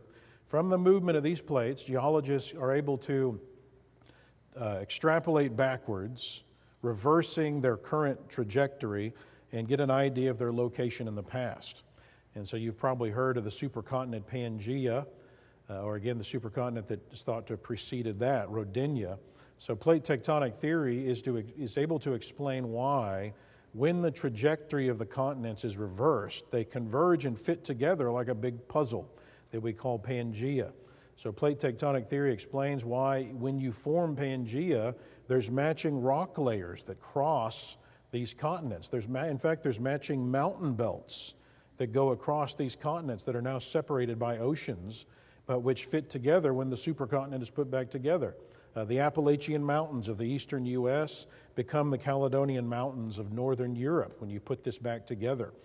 Plate tectonics explains why there's matching fossil distributions across these puzzle pieces of the continents that are again now separated, and many other things. It has great explanatory power, but as usual, modern naturalistic thinking is based on bad assumptions, mainly uniformitarianism. It's the idea that whatever you see going on today geologically, it's always gone on in that same way. So all the rates you see occurring today of movement and erosion, you assume it's always been that way throughout time. Cataclysmic events, which we don't witness today, like the flood, are assumed never to have happened. Okay, so if the continents are moving today on centimeters per year as fast as your fingernails grow, it's assumed they must have always moved that slowly, and therefore it must have taken eons for the continents to fit together like that. Well, again, we've seen the Bible is known to be inspired, so it's a true account of history. That means the flood happened, which means uniformitarianism is not the right way to see this. We've got to take into account global catastrophes in the past. That has to be considered if it could have played a role in plate movement. So using the actual evidence from modern geology and plate tectonics, but without the hidden assumption of uniformitarianism, creation geologists have developed our own version of this, catastrophic plate tectonics, or CPT. So a young Earth creation geophysicist by the name of John Baumgartner laid the groundwork for this model back in the 90s, And when he developed a supercomputer program while he was at UCLA doing doctoral research in geophysics and space physics, the program called Terra helps to model the dynamics of the Earth's interior. So based upon the predictions of the program that he made, other creation physicists and geologists joined him in developing catastrophic plate tectonics that describes what likely happened during the flood. So significantly paraphrasing this model, before the flood, the plates apparently did not exist. The continents were not separated as they are today. At the onset of the flood, the fountains of the great deep are broken up, Genesis 7:11, so the plates break apart.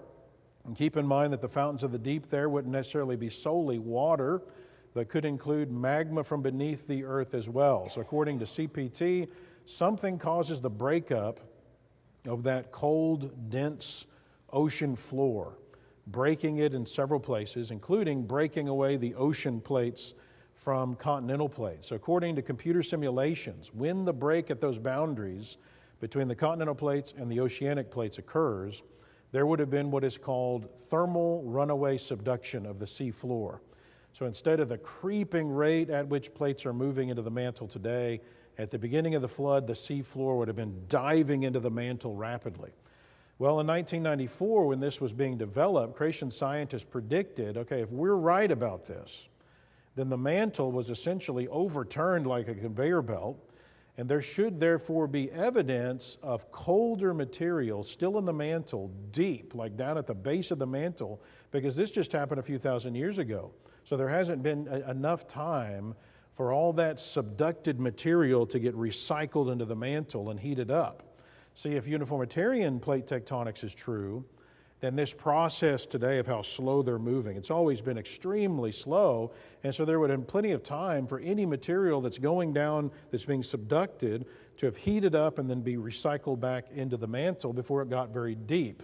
So there shouldn't be enormous piles of colder ocean floor stuck down at the base of the mantle. Well, sure enough, technology got to the point where 3 years after that prediction, seismic images of the mantle's density structure verified the creationist prediction and showed that there's evidence of enormous piles of colder material in the mantle piled up under these subduction zones at the base of the mantle, apparently remnants of the pre-flood ocean crust that piled up there. So this rapid diving would have caused the plates to move quickly on the order of meters per second instead of centimeters per year. So in other words, it's not continental drift, it's continental sprint going on. So the supercontinent breaks up, starts moving apart rapidly. That causes the rapid formation of mountains along the convergent zones across the earth as materials are piling up, as plates dive in or smash into each other, or as diving is going on. And so you picture this conveyor belt motion with the cold crust of the ocean floor diving into the mantle, and then hot mantle material is coming up then in the ocean floor, replacing that material. New ocean floor is being made. So what happens when that extra hot magma hits the cold ocean water? What would it do? Well, just throw some water on a campfire and see what happens. It's going to cause steam jets, and all across all of the divergent zones, most of which, or many of which, are in the ocean. So this would have caused intense rain around the globe as these geysers, which stretch for hundreds of miles all over the earth, are all erupting simultaneously, pumping water high up into the atmosphere, which would then come down from the heavens as rain. And then you've got added magma to the sea floor, which would displace water from the sea onto the land. So that hot material that's now replacing the colder moving material on the ocean floor would have been in an expanded state because it's less dense, because it's hotter, and therefore it's lighter. So in essence, the ocean floor is floating higher in the mantle during this period, which would push the sea floor up, they estimate, 3,500 feet or more. So as the sea floor is raised, water from the seas is being pushed onto the land, carrying with it many of the marine creatures, explaining why we find marine creatures all across the continents, even in the middle, the center of continents, way away from the coasts, far away from the ocean. We even find them on what are now high mountains. So water is coming in from the ocean as the sea level is rising, in addition to the water coming down from all this immense geysers. So tsunamis would have been smashing into the coasts, major tectonic activity going on the ocean floor, which is what's going to cause those tsunamis. And there's been some recent studies going on in creation conferences over the effects of those flood tsunamis and what they would have done. So most of the water from the flood is coming from the oceans through steam jets and from the sea level rising. And remember, while all that's going on, you also keep in mind the continued meteorite impacts that are occurring. I found a simulation of what some secular geologists believe about the land configurations of the continents and their movements in the past. And the configurations and movements may well be correct, although it's happening much faster than they think, and much of the land would have been underwater while this movement is occurring, especially after about 5 months into the flood. So from this simulation, I took all of the known meteorite impacts from the flood and found where they struck the earth, and then added them to the simulation showing approximately when and where these meteorites would have struck during the flood. And we keep in mind that these are only the craters that have been discovered thus far, and obviously any meteorites that struck the ocean areas during the flood wouldn't leave craters so easily, which is why the verified meteorite craters are land craters. So in order to get a better idea of how many meteorites actually struck during the flood, you have to add quite a few more. So far, there's over 100 meteorite craters that have been found on land that correlate to the flood period, but 70% of the surface of the earth is in the ocean. So if we take what we know about the land and extrapolate to the ocean, then we have to add a good 230 or more meteorite impacts during the flood. So we're talking 330 to 400 meteorites that are smashing into the earth during the flood. So clearly meteorites are a significant part of what's going on. So let's look at Psalm 104. You covered it, the earth, with the deep as with a garment. The waters stood above the mountains. At your rebuke they fled.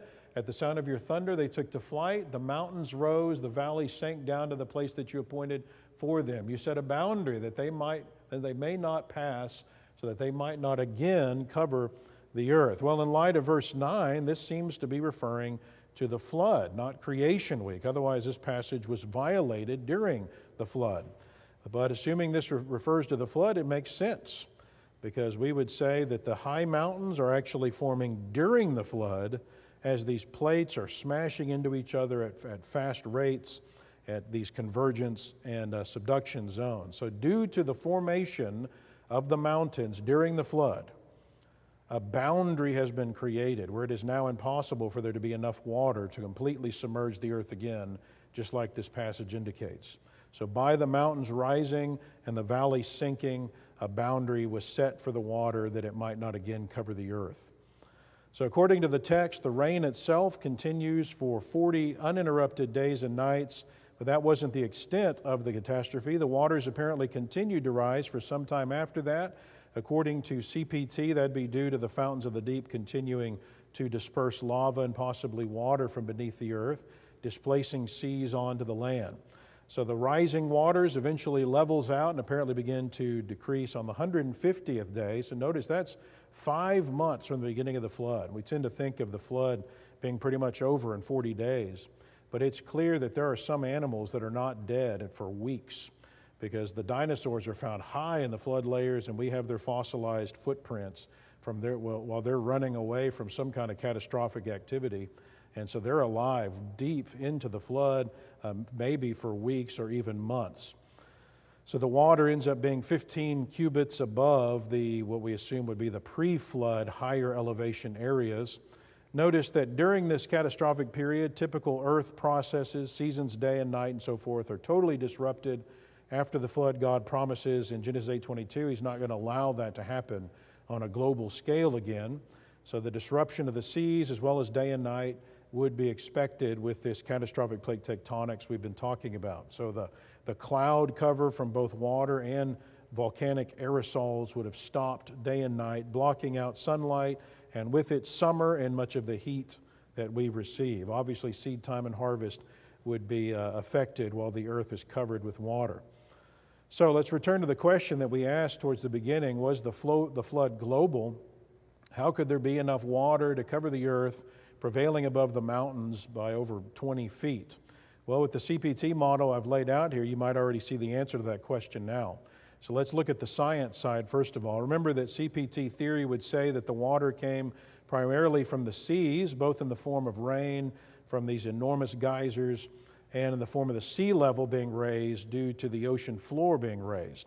So when we recall from Psalm 104 that your taller mountains are forming during the flood, and we recall that from CPT that the mountains are forming as the plates are converging and subducting, we realize that the pre-flood world would have been much flatter than it is today. So notice it wouldn't be nearly as hard to cover the land with water at that point because the taller mountains aren't even around yet until deep into the flood. In fact, when the recession had begun is the point at which these mountains start beginning to get pretty high. So you got to picture a much flatter earth, one with a lower elevation, covering the highest points on the earth by day 40 wouldn't require anywhere near the amount of water that it would require today.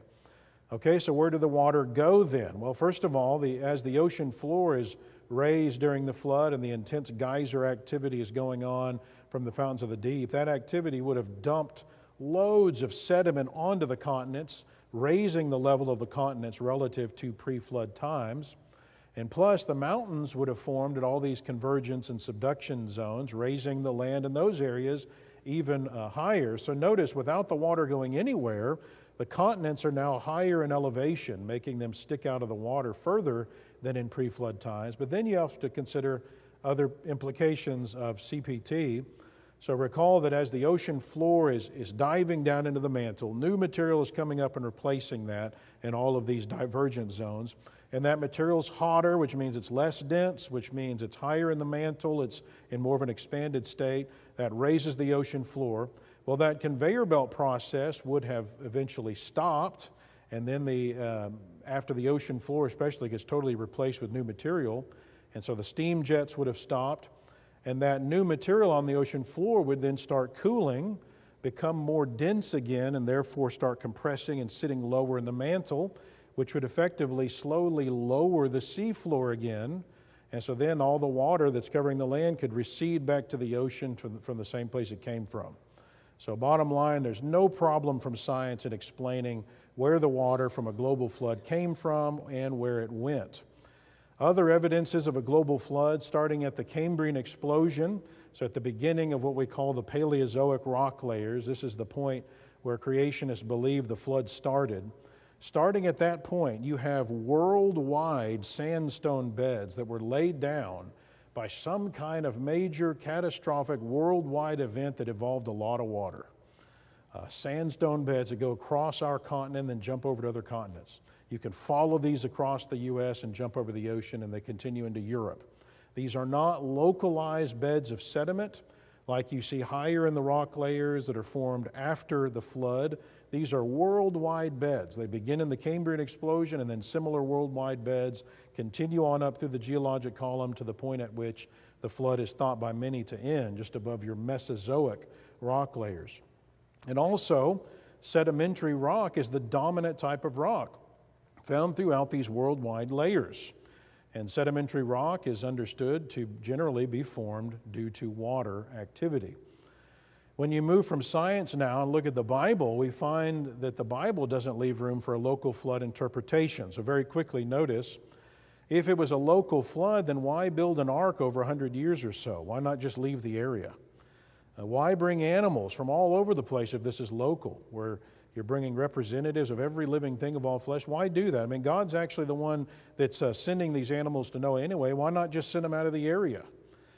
How would the ark be able to stay afloat for several months if this is just a local flood? How could the biblical terminology describing the water as covering the high mountains that are under the whole heaven be describing a local flood? How could water even get high enough locally to cover what are now the mountains if the flood was just a local flood?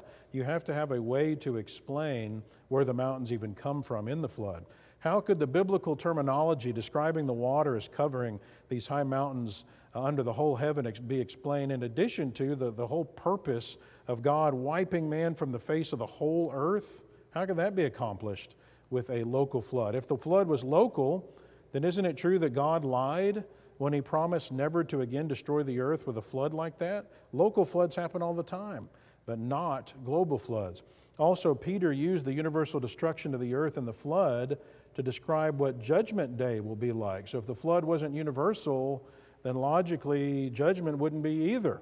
Also, why would the seasons have been affected by this if this is just a local flood? Apparently, seed time, harvest, winter, summer, day and night are all stopped during the flood.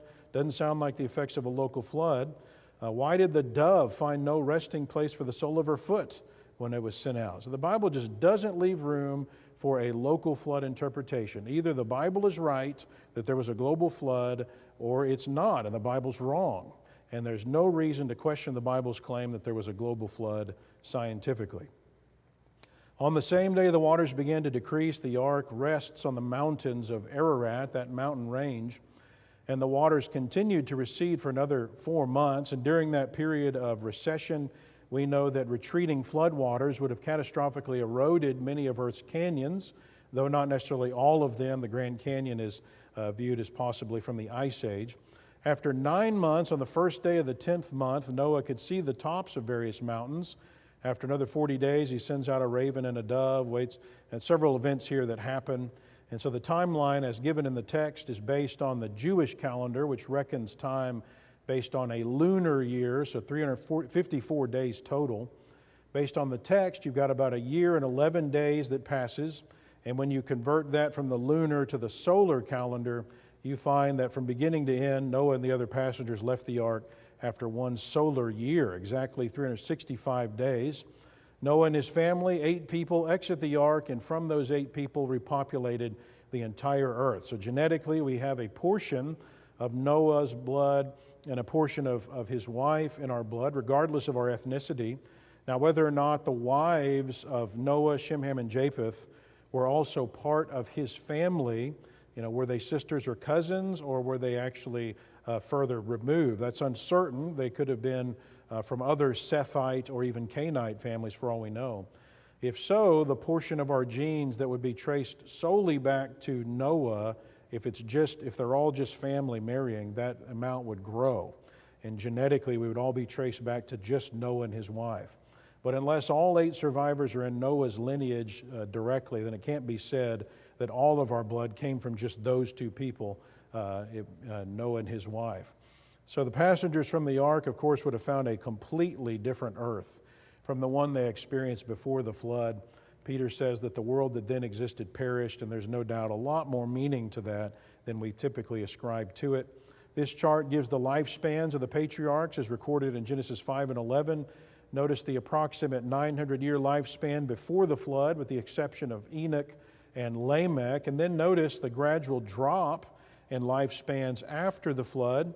So the Genesis 11 genealogies, which pick up after the flood, aren't quite as clear-cut as the Genesis 5 genealogies, but this seems to provide some evidence for the fact that apparently something is significantly different about the earth after the flood has ended, likely due to environmental changes, radiation, and so forth. So size, health, life longevity begins to drop drastically, possibly in a proportional way to what was going on the earth as it's gradually calming down after the flood. As further evidence of the major change that apparently occurred, Genesis 9 verses 2 and 3 says that animals would begin to fear and dread humans, possibly indicating something different about the nature of animals. And then in verse 3, apparently linked with that statement about the animals, we have the first mention of God authorizing a carnivorous diet for humans, which would have certainly led, you would think, to animals fearing us a little bit more. So again, whether or not some humans were already eating meat before this is not known, but for sure, God authorizes it here.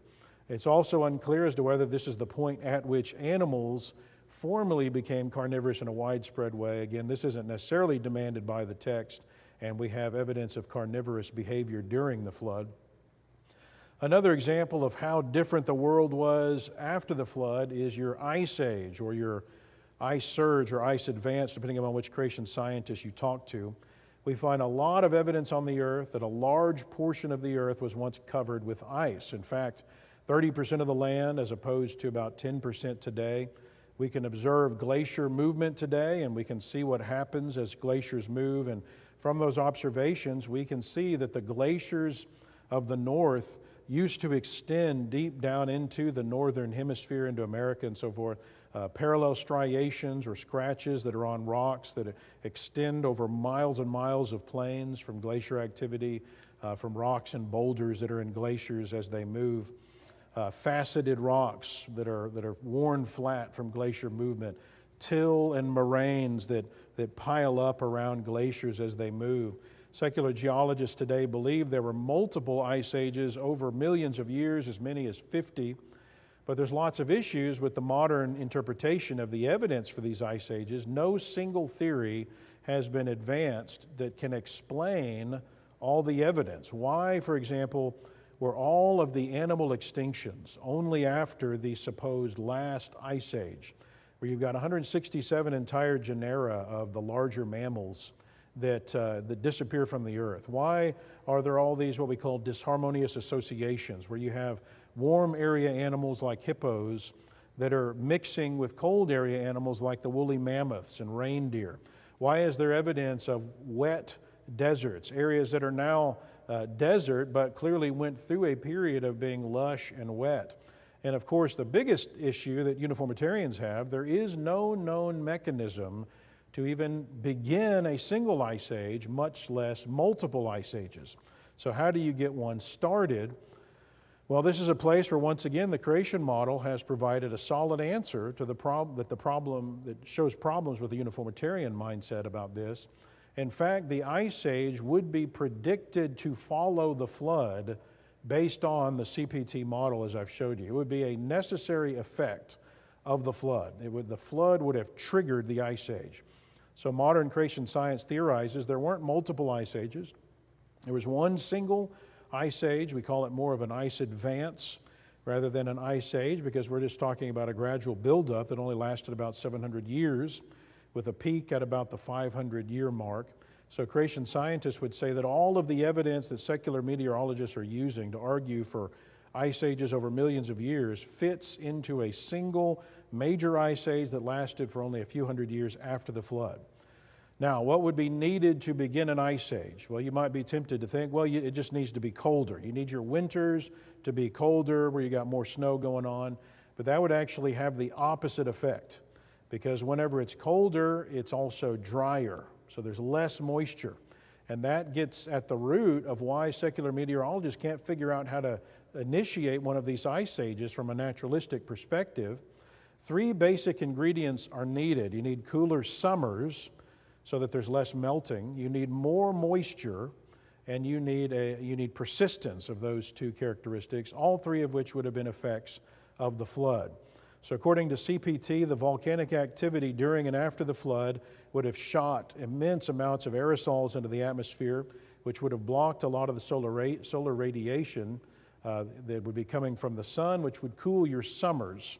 So that would have caused less melting during the summertime, so the ice wouldn't have done the period of melting during the summer. Instead, it would have basically stopped growing and then continued to advance annually in waves, so instead of that melting. So eventually that's going to cause more and more extinctions towards the end of this advanced period, when the animal habitats are really being threatened after a few hundred years. So the pre-flood environment also would have been likely warmer, including the ocean, but then all the volcanic activity going on in the flood, that would have caused a lot of heat to be released into the oceans, raising the temperature of the ocean by several degrees. So what would be the result of that? Much more evaporation of the seawater during that period, leading to intense snowfall, especially away from the equator, since sun rays were halted by the aerosols and ash. And then the third ingredient you need is the persistence of that. We'd predicted that volcanic activity from the catastrophic plate tectonics activity continued for some time after the flood.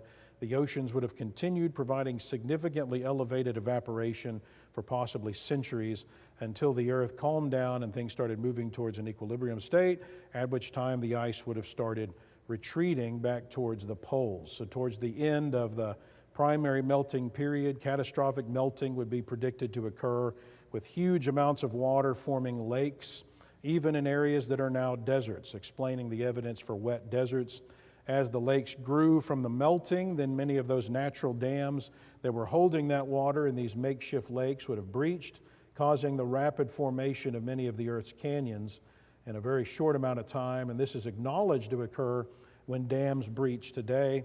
Secular geologists argue that the Lake Missoula flood was a flood from an ice age, we would say the ice age, that occurred due to the failure of one of these natural dams from a melted glacier. And it caused immense destruction, including a 50-mile-long trench from 1 to 6 miles in width, with walls up to 900 feet high, carved out of solid rock. Geologists estimate that 10 cubic miles of basalt from that trench were eroded rapidly by the catastrophic flooding. Grand Canyon is believed to have been formed in that way during the Ice Age too, and I could talk a lot about that. We don't have time. So the creationist ice advance theory may or may not be true. Again, this is a theory, but it has great explanatory power where modern uniformitarian models fail to explain the evidence. It explains why you have a huge number of animal extinctions only occurring once. It's because there's only one ice age. It explains the disharmonious association of the animals because you've got milder winters and cooler summers, keeping all of the animals relatively mixed. The evidence for wet deserts is explained by glaciers. Animal dispersions from Asia over to America across the Bering Strait is explained because you've got more water that would have been in the form of ice and clouds, allowing access across the strait. Plus, ice bridges would have formed in various places. The rapid formation of post-flood canyons is explained. The thickness of the ice cores in Greenland and Antarctica is explained. And of course, the biggest plus is we have a clear-cut trigger to initiate the ice advance that is predicted. All right, I've got more to do, and I don't have time to do it. So maybe somebody will ask questions that will allow me to discontinue this at that point. Very quickly, let me just say, while all that's going on, humanity is dispersing, right? After Babel occurs, they're moving across the planet. And we're going to skip. Babel could have been as early as 100 years after the flood, and if we assume that it was at the time of Peleg, based on Genesis 10:25, and so this likely would have fallen during the period of the Ice Age, and so we could say something about languages there. Let me highlight one other thing here. Human fossils and archaeological artifacts don't appear in the flood or pre-flood layers. They were all apparently wiped out in the flood, and I could talk about that if somebody wants to question me about that in the Q&A. But archaeologists study the artifacts from post-flood and divide what we call early human history into 3 ages. Your Stone Age, which is characterized by where humans are more nomadic. The reason they're more nomadic is because they're dispersing after the flood.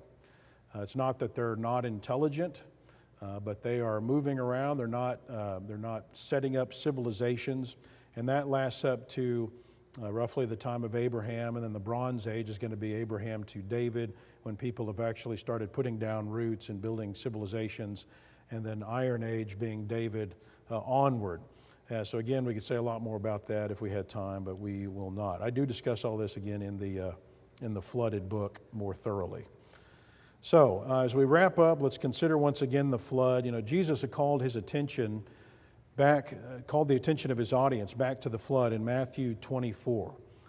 As the days of Noah were, so also will be the coming of the Son of Man be. For as in the days before the flood, they were eating and drinking, marrying and giving in marriage until the day that Noah entered the ark, and did not know until the flood came and took them all away, so also will be the coming of the Son of Man. You know, it's important to study the works of the Lord like the flood. It is crucial that humanity not forget the significance of that event. The flood really is a physical depiction of what God thinks about sin. Whenever we see a beautiful high mountain, you know, it's really not appropriate to say, oh, isn't that so pretty? Isn't it neat that God made that for me? Once you understand what created that, it should cause us to realize that our God is a holy God that doesn't appreciate sin. And he will hurt people over this issue if we don't get clarity on the importance of getting out of sin and becoming holy in the way He tells us to. The flood is a reminder that judgment can always be right around the corner, and we don't like to hear that today, but it's the truth, and yet humanity has forgotten the significance of that event.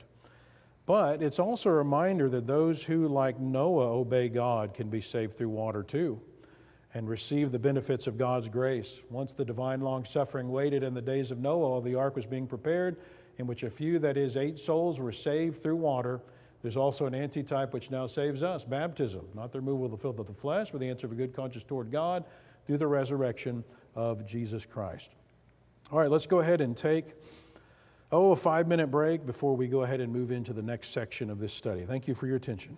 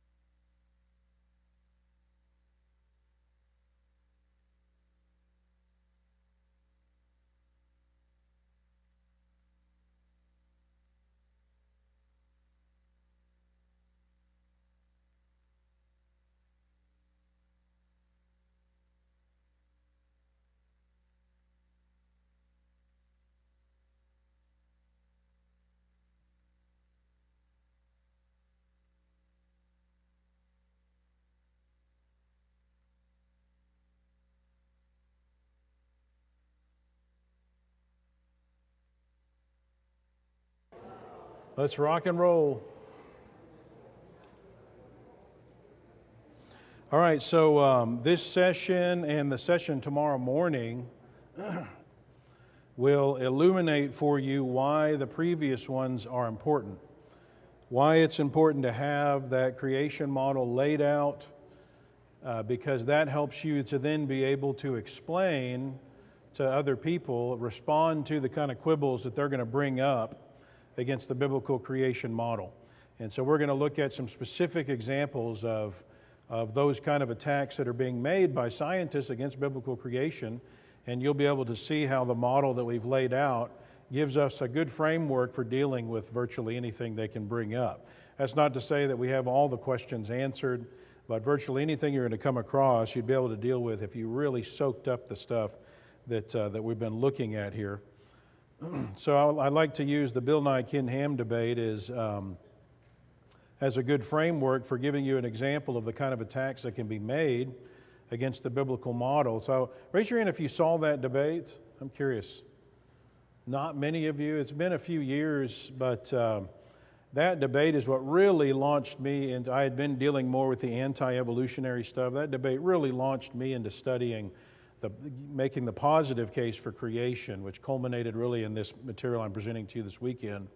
So Bill Nye, the pseudoscience guy, went squared off against Ken Ham, who is the CEO of probably the biggest of the young earth creation organizations. And in that debate, he brought up some great points that Ken Ham really did not do a good job of dealing with, even though ironically, his website, the Answers in Genesis website, actually has most of those answers, but he apparently didn't know the stuff or what, I don't know, but it left the impression as though the biblical creation model is weak and couldn't stand up to examination, that we essentially have to just take it on blind faith that we're right.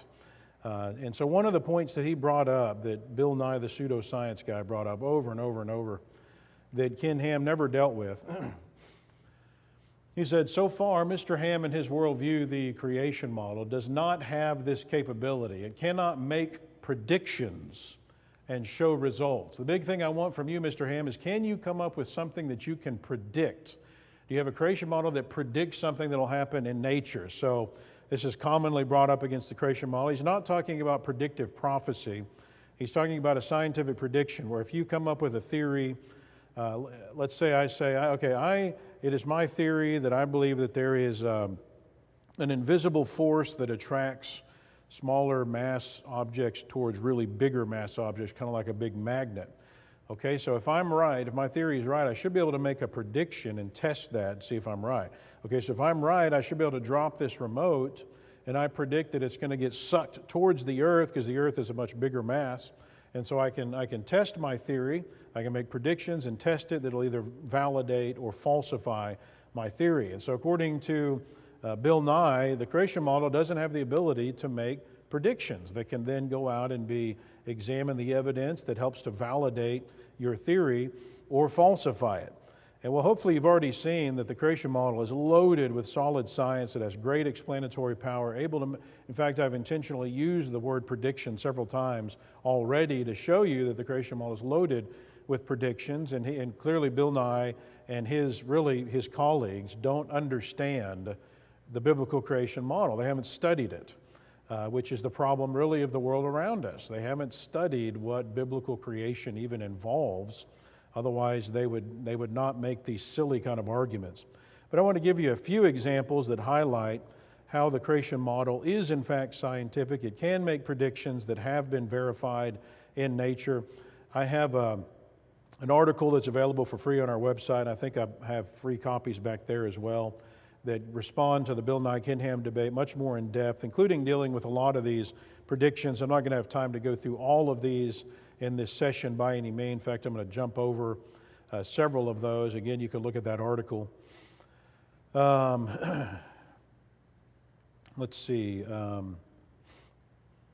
Number 11, I cover actually in a Dinosaur Day event that I do for teens, showing the archaeological, historical, and biblical evidences of the coexistence of humans and dinosaurs. And we have a book called The Dinosaur Delusion that goes into that. I also outline that in the flooded book as well. But I want to go ahead and start with number 11. If the earth is relatively young and humans lived alongside the dinosaurs, then we would predict that there'd be evidence that dinosaurs were around in the not too distant past, not 65 million years ago. Well, amazingly, in the last decade or so, a powerful evidence has been coming to light that the secular guys have actually come up with that is verifying this creationist prediction. Scientists have been cracking open dinosaur fossils that are supposed to be 65 to 250 million years old and discovering collagen and blood vessels with red blood cells still intact. Soft, stretchy, flexible tissue, they even have videos of this on YouTube and stuff, has been found in T-Rex, hadrosaurs, mosasaurs, psittacosaurus fossils, which should have long ago decayed if these are millions of years old. Collagen and hemoglobin could last theoretically undecayed for thousands of years if kept cool, dry, and sterile, which is not where you find these dinosaur fossils.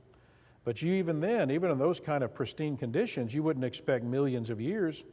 And based on this find, it should come as no surprise that C14 is being discovered in dinosaur fossils as well, and there should be no detectable carbon-14 in any fossil that's even thought to be 50,000 years old. If you can detect carbon-14 in something, it indicates it has to be less than that because our technology doesn't allow us to find any carbon-14 in anything older than that. So this recent discovery verifies the prediction made by the creation model. We could talk more about that, but let's move on. Number 13, if the earth is relatively young, we'd predict that geologic processes that are assumed to take eons, like petrification, we would assume that they can be found to occur rapidly in catastrophic type conditions. And sure enough, more and more scientific evidence is coming to light that verifies that prediction. Scientists have discovered that the rate of petrification can be significantly altered by catastrophic events. For example, in 2004, 5 Japanese scientists published their research on rapid petrification in the secular journal Sedimentary Geology. They were studying mineral-rich acidic water that was from the explosion crater of the Tateyama volcano in central Japan. Water runs over the edge of this volcano as a waterfall, and some wood had fallen in the path of this mineral-rich water, and they found the wood had petrified within 36 years. And so the scientists decided to do some more experimentation, and they found that silica petrification could occur in only 7 years. Also, back in 2004, a paper was published on rapid silicification of plants at Yellowstone, and again, there's been a flood of these kind of papers that are evidence of rapid turning of things into stone. Within 11 months in this Yellowstone paper, they found that the plants had already enough silicification that the plant tissues had become stabilized against collapse, and the plant structure had been replicated. So again, modern science verifies creation model predictions. Coal, oil, and diamonds were once thought to take millions of years to form as well, but scientists now know they don't necessarily take a long time. Laboratory experiments have verified that coal can form in a matter of days, hours, even minutes, with heat being the primary requirement. Volcanic clay accelerates the process along with moderate pressure. The 1980 eruption of Mount St. Helens verifies the fact that catastrophic activity can rapidly create the environment necessary for rapid coal production. And again, the modern flood model would likely have brought about the perfect circumstances. With oil as well, scientists have discovered it doesn't necessarily take millions of years to form, as many have thought. It can be formed rapidly in laboratories, and it's even been found to form rapidly in nature. The Guaymas Basin, which is a trench in the Gulf of California, has a 1,500-foot thick layer of material deposited by billions of tiny organisms.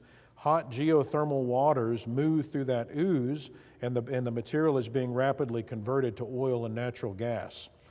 Diamonds are thought to be millions of years old, but scientists regularly discover the presence of C14 in diamonds. And again, C14 should be completely undetectable in anything thought to be older than 50 to 100,000 years old based on the current decay rate of carbon-14.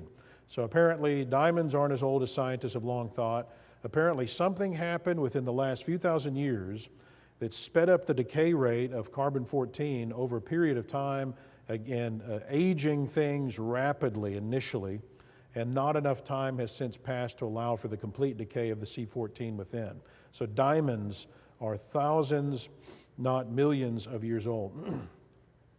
Number 14, again, if the Earth is relatively young, we'd predict evidence that would be uncovered that indicates the layers of the geologic column can be deposited and then lithify rapidly.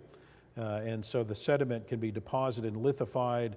And we found just one example from polystrate fossils, fossils that cut across multiple rock layers, multiple strata, like, for example, this tree or this tree. I mean, if those layers that these trees have been petrified in take millions of years to accumulate and then lithify, you'd have to argue that this tree was sticking up out of the ground with its roots covered up and dead and lithified for eons, while gradually the rest of it gets piled up in order to, I mean, is that something that happens? Is that something we see happen to trees today? No, trees, they fall down and decay, and you're not going to see them still around.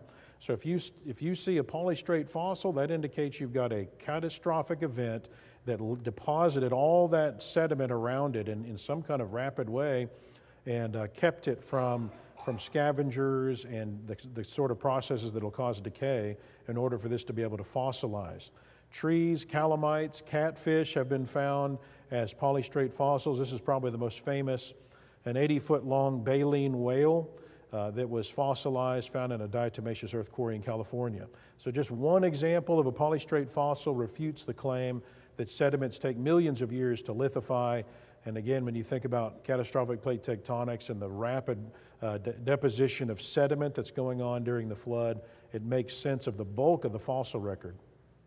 Number 15, secular geologists argue that uniformitarianism is true, although there is some movement away from that. But evolutionary dating techniques are all based on the assumption of uniformitarianism.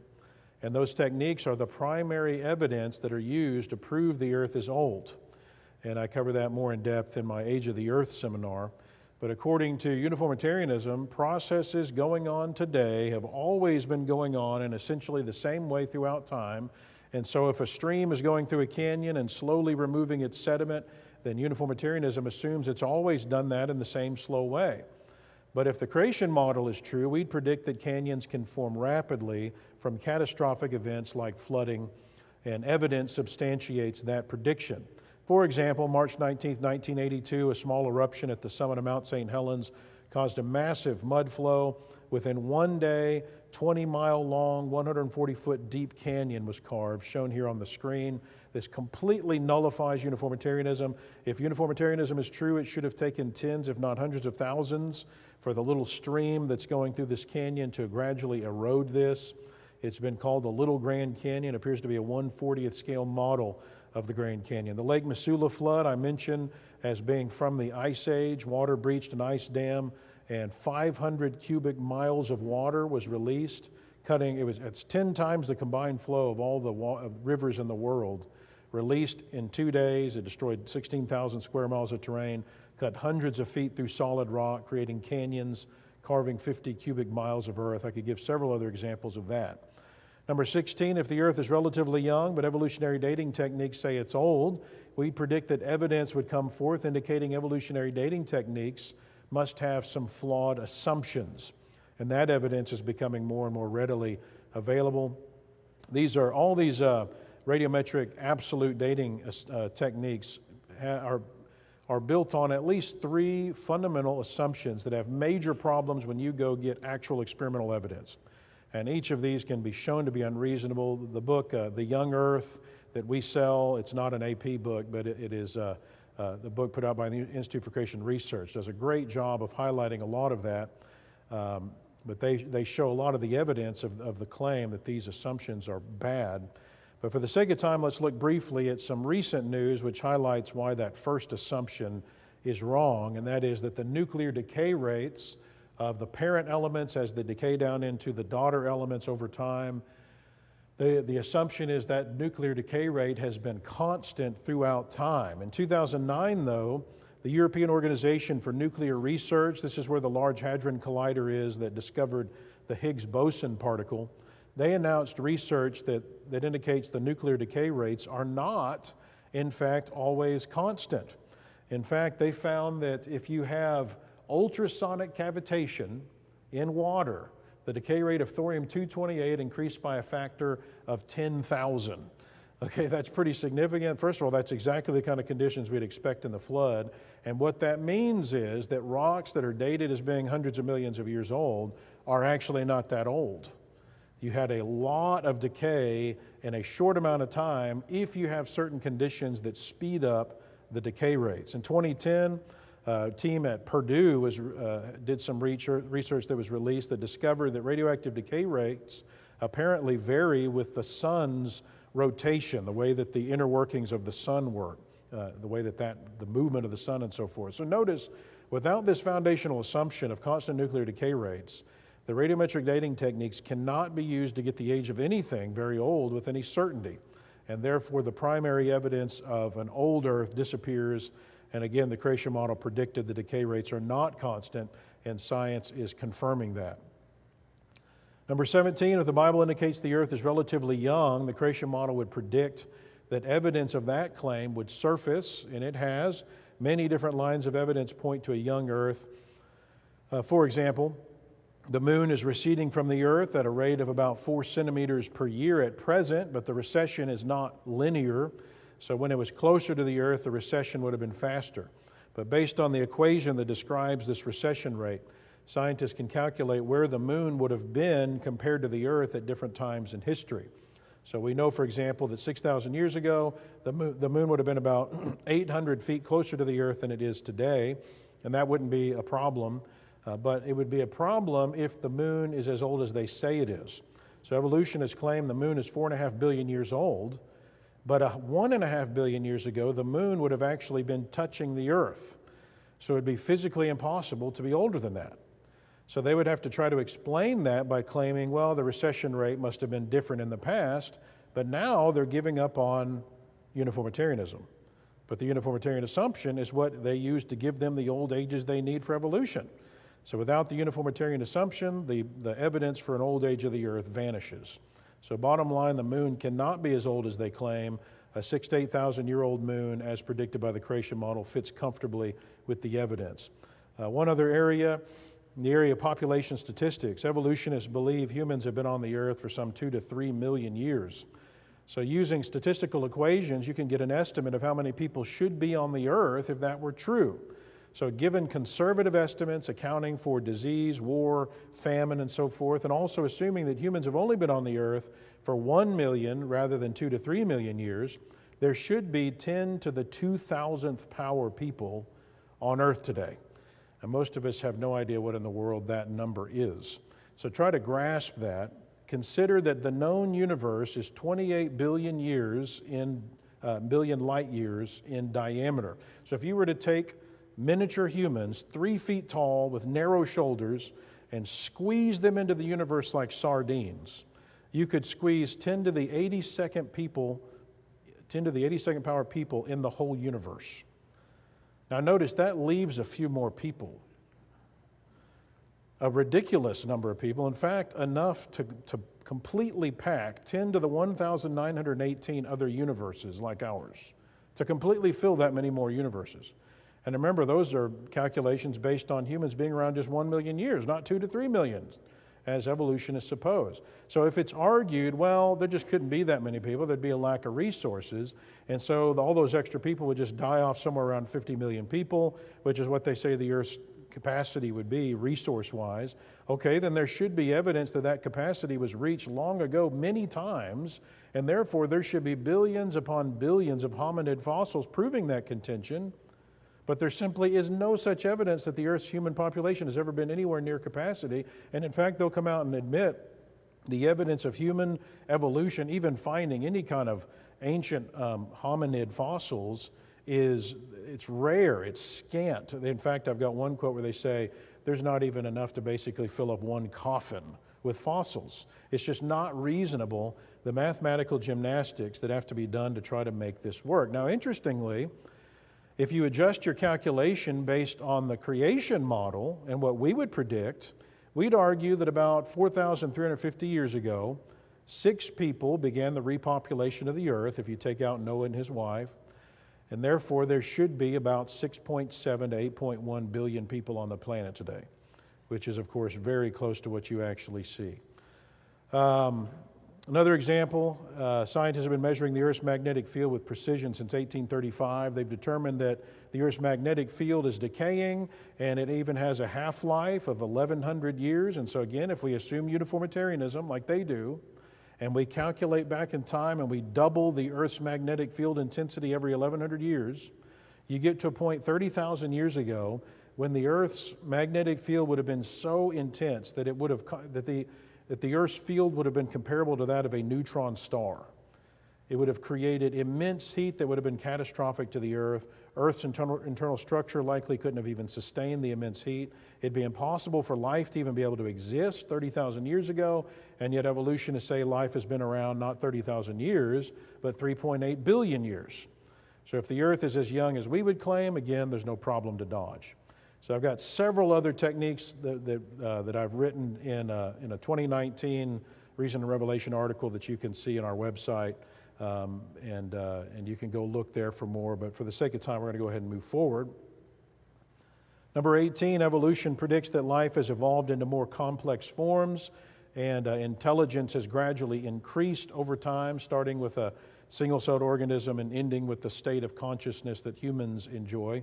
Ancient man is depicted as dumb cavemen grunting and beating things with clubs, incapable of intelligent thought. And yes, I know we are heading back in that direction, I acknowledge. But anyway, they were only developing more sophisticated technology as their brains evolved enough to allow him to. The creation model would actually predict the opposite, that God made man fully formed and perfect. His brain, his mental ability, his genes were in pristine condition without any genetic defect and mutation. His ability to think and reason no doubt exceeded our own. So man before the flood could have been capable of amazing engineering feats, especially when you keep in mind humans are living for hundreds of years. So imagine what you could do with the craft you've learned over decades if you expanded that by hundreds of years. How amazing would you be in whatever your craft is? The Bible verifies that humans were already intelligent at the beginning, indicating that cities were being built by the time of Adam's grandson, and apparently during the lifetime of Adam, men are already using tents, having livestock, designing and using musical instruments, even working with bronze and iron. So we're talking steel. So this is in Genesis chapter 4. These are practices thought to have taken hundreds of thousands of years to develop. So the evolutionary model would predict something more like an increase in human advancement and intelligence and enlightenment as we evolve. But we would predict that advancement doesn't really have to do with intellect or intelligence. Entropy plays a major role. So as the human genome continues to degenerate over time, our bodies and brains are simply not capable of doing what they would have been able to do 6,000 years ago. So we would predict a gradual decline in many aspects of humanity. But also, number 2, we'd predict human advancement has to do with the state of a society, like the decisions that its leaders make, whether the society creates an atmosphere that encourages learning and research and exploration, how free a society is to exercise its God-given talents. Because remember, the Creator made us to be free. And of course, whether or not that society is behaving in a way that will grant it providential blessings from God. Those are going to be important factors in the state of any society. So advancement would be up and down at different levels throughout history. And of course, when a society collapses, you'd expect much of the advancement to just come to a complete halt, many times totally disappear, and the Bible will even make passing references to these nations that get totally obliterated and they become just a byword. And so sure enough, the more archaeologists dig around, the more amazing things are discovered that prove the great intelligence of ancient man. They found amazing architectural structures that many times are still a mystery as to how they were even able to create these at the time they were made. Archaeologists have uncovered evidence of advanced ancient human intelligence from all over the world, ancient boats able to hold many people, precise maps, advanced astronomy, even though they didn't have the tools that we have today, advanced chemistry, hydraulic engineering, and weaponry. Solid evidence indicates that the Nazcan people of Peru flourishing between 100 BC and 800 AD, were able to perform successful skull surgery to relieve pressure on the brain from battle wounds. Even though, again, all this technology it disappears, and then the civilizations that are living in the same areas where that evidence is found will oftentimes be third world country civilizations that don't have any of the abilities that clearly the people did before them, but they're totally unaware of what the people from that area were able to do. The Nazcan people were able to build a sophisticated system of aqueducts, many of which are still functioning today, 2,000 years later, called puquios. So ancient towers, ziggurats, pyramids have been found all over the world, some in many cases thousands of years old, abilities which societies had, and then the technology disappeared with the collapse of that society, only to be uncovered by archaeologists hundreds or thousands of years later. The Nazcan people, again flourishing some 2,000 years ago, were able to draw these enormous, precise pictures on the ground called geoglyphs that span miles. These are so enormous that many of them weren't even discovered until we could fly over them. They're actually featured on the fourth Indiana Jones movie. So these lines are actually roads. In the 1930s, archaeologists discovered ancient batteries, proving that people in Baghdad knew how to make these as early as 250 BC. In 2006, the New York Times ran a piece announcing the discovery of ancient Peruvian canals used for irrigation farming. They're thought to be 4,000 to 5,000 years old, so going all the way back beyond even the time of Abraham, possibly. Craig Morris of the American Museum of Natural History said their use of slope and management of water flow shows again that ancient people were a lot smarter and more observant than we often give them credit for. Humans have always been intelligent, and again, the creation model would predict that would have always been the case, even in ancient times. Now, it's true that we have a lot of advanced technology today, and that can be confusing to you if you don't understand what's really going on there. It doesn't mean that humans have gotten smarter. The primary discoveries, if you think about it, that have caused the amazing technological progress we have today, that sets us apart from any known history in the past. So learning how to harness electricity, telephones, the internal combustion engine, airplanes, computers, they can be traced back, generally speaking, to individuals who either accidentally stumbled across a discovery or designed something after many, many trials and errors, again, and ultimately stumbled across it. So it wasn't about humans being more evolved. Now, after something is discovered, something important, humans are really good at building on that discovery and doing a lot of other things with it. We can invent things. And we have more people on the planet today. And since we figured out better ways to communicate, those people can communicate more than has been possible in the past. And so that allows progress to happen quickly. But the primary key discoveries themselves that allow all that are oftentimes lucky breaks, or as we would say it, providential blessings. So if you imagine the pre-flood world, if they had stumbled across, say, electricity, who knows what they would have been capable of doing and building on that knowledge when you think about how long they lived. I've thought before it'd be cool if we land on Mars and we find evidence that the pre-flood humans had already been there or something. Don't quote me on that, but. Number 19, since the Bible mentions giant humans, we predict there might be evidence surfaced that supports that claim. Are giants a mythical idea? Apparently not, according to evolutionists. The popular science podcast, The Naked Scientists, yes, that's what it's called, put out by Cambridge University, they conducted an interview with Lee Berger in 2007. Lee Berger is the paleoanthropologist of the University of Witwatersrand in South Africa. He's been on the news a lot because he discovered some of the biggest fossil finds over the last decade, Australopithecus sediba and Homo naledi. So the group had an opportunity to visit the fossil collection he has at the university where he's a professor, and they discussed the fossils of the museum. So in the article following the interview, Chris Smith, who's the editor, he said, one of the most interesting things that the fossil record reveals is that we went through a period of extreme giantism. These were people routinely over 7 feet tall. They were huge.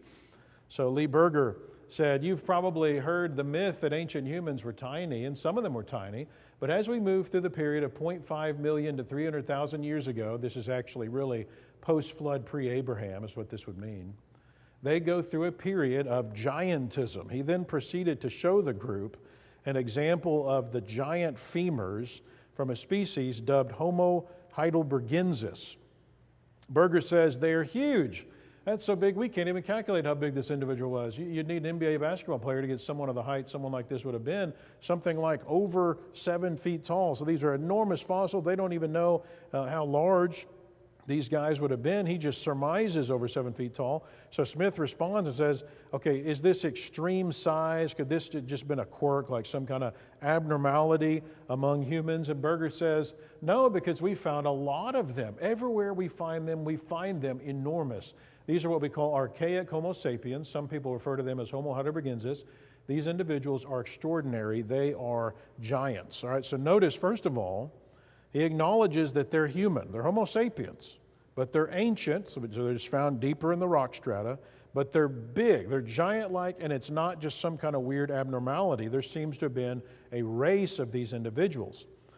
And if Homo heidelbergensis isn't big enough for you, back in 1944, Rolf von Koenigswald of the Netherlands Indies Geological Survey found some enormous jawbones. Time magazine ran an article announcing the discovery. Notice the title, Giants in Those Days, quoting from Genesis 6. Koenigswald first found a big jawbone which looked more human than Pithecanthropus's, but was so massive that he thought it could not possibly be a man's. Then he found a still larger jaw, the biggest ever discovered, which was unmistakably human, he said. So Time magazine ran this article.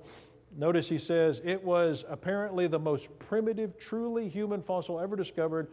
Koenigswald named it Meganthropus paleojavanicus. That's a mouthful. And that wasn't the end. Koenigswald's crowning find dwarfed even Meganthropus. He found 3 astounding teeth. They were 6 times as big as a modern man's molars. Weidenreich is sure from the pattern of their biting surfaces that they are definitely human. He has named this man monster Gigantanthropus. Weidenreich now believes that gigantism and massiveness may have been a general or at least widespread character of early mankind. So it's possible these aren't all references to the giants of the Bible. I would hypothesize that the ancient world, especially the pre-flood environment, may have been more conducive to a larger size all around for humanity on average.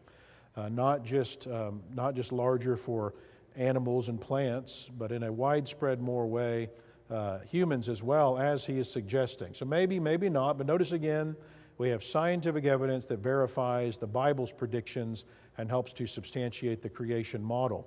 And if the fossil evidence isn't enough, we can look around today and see examples of extremely large people, even though we're thousands of years beyond the optimal period of human health and life longevity.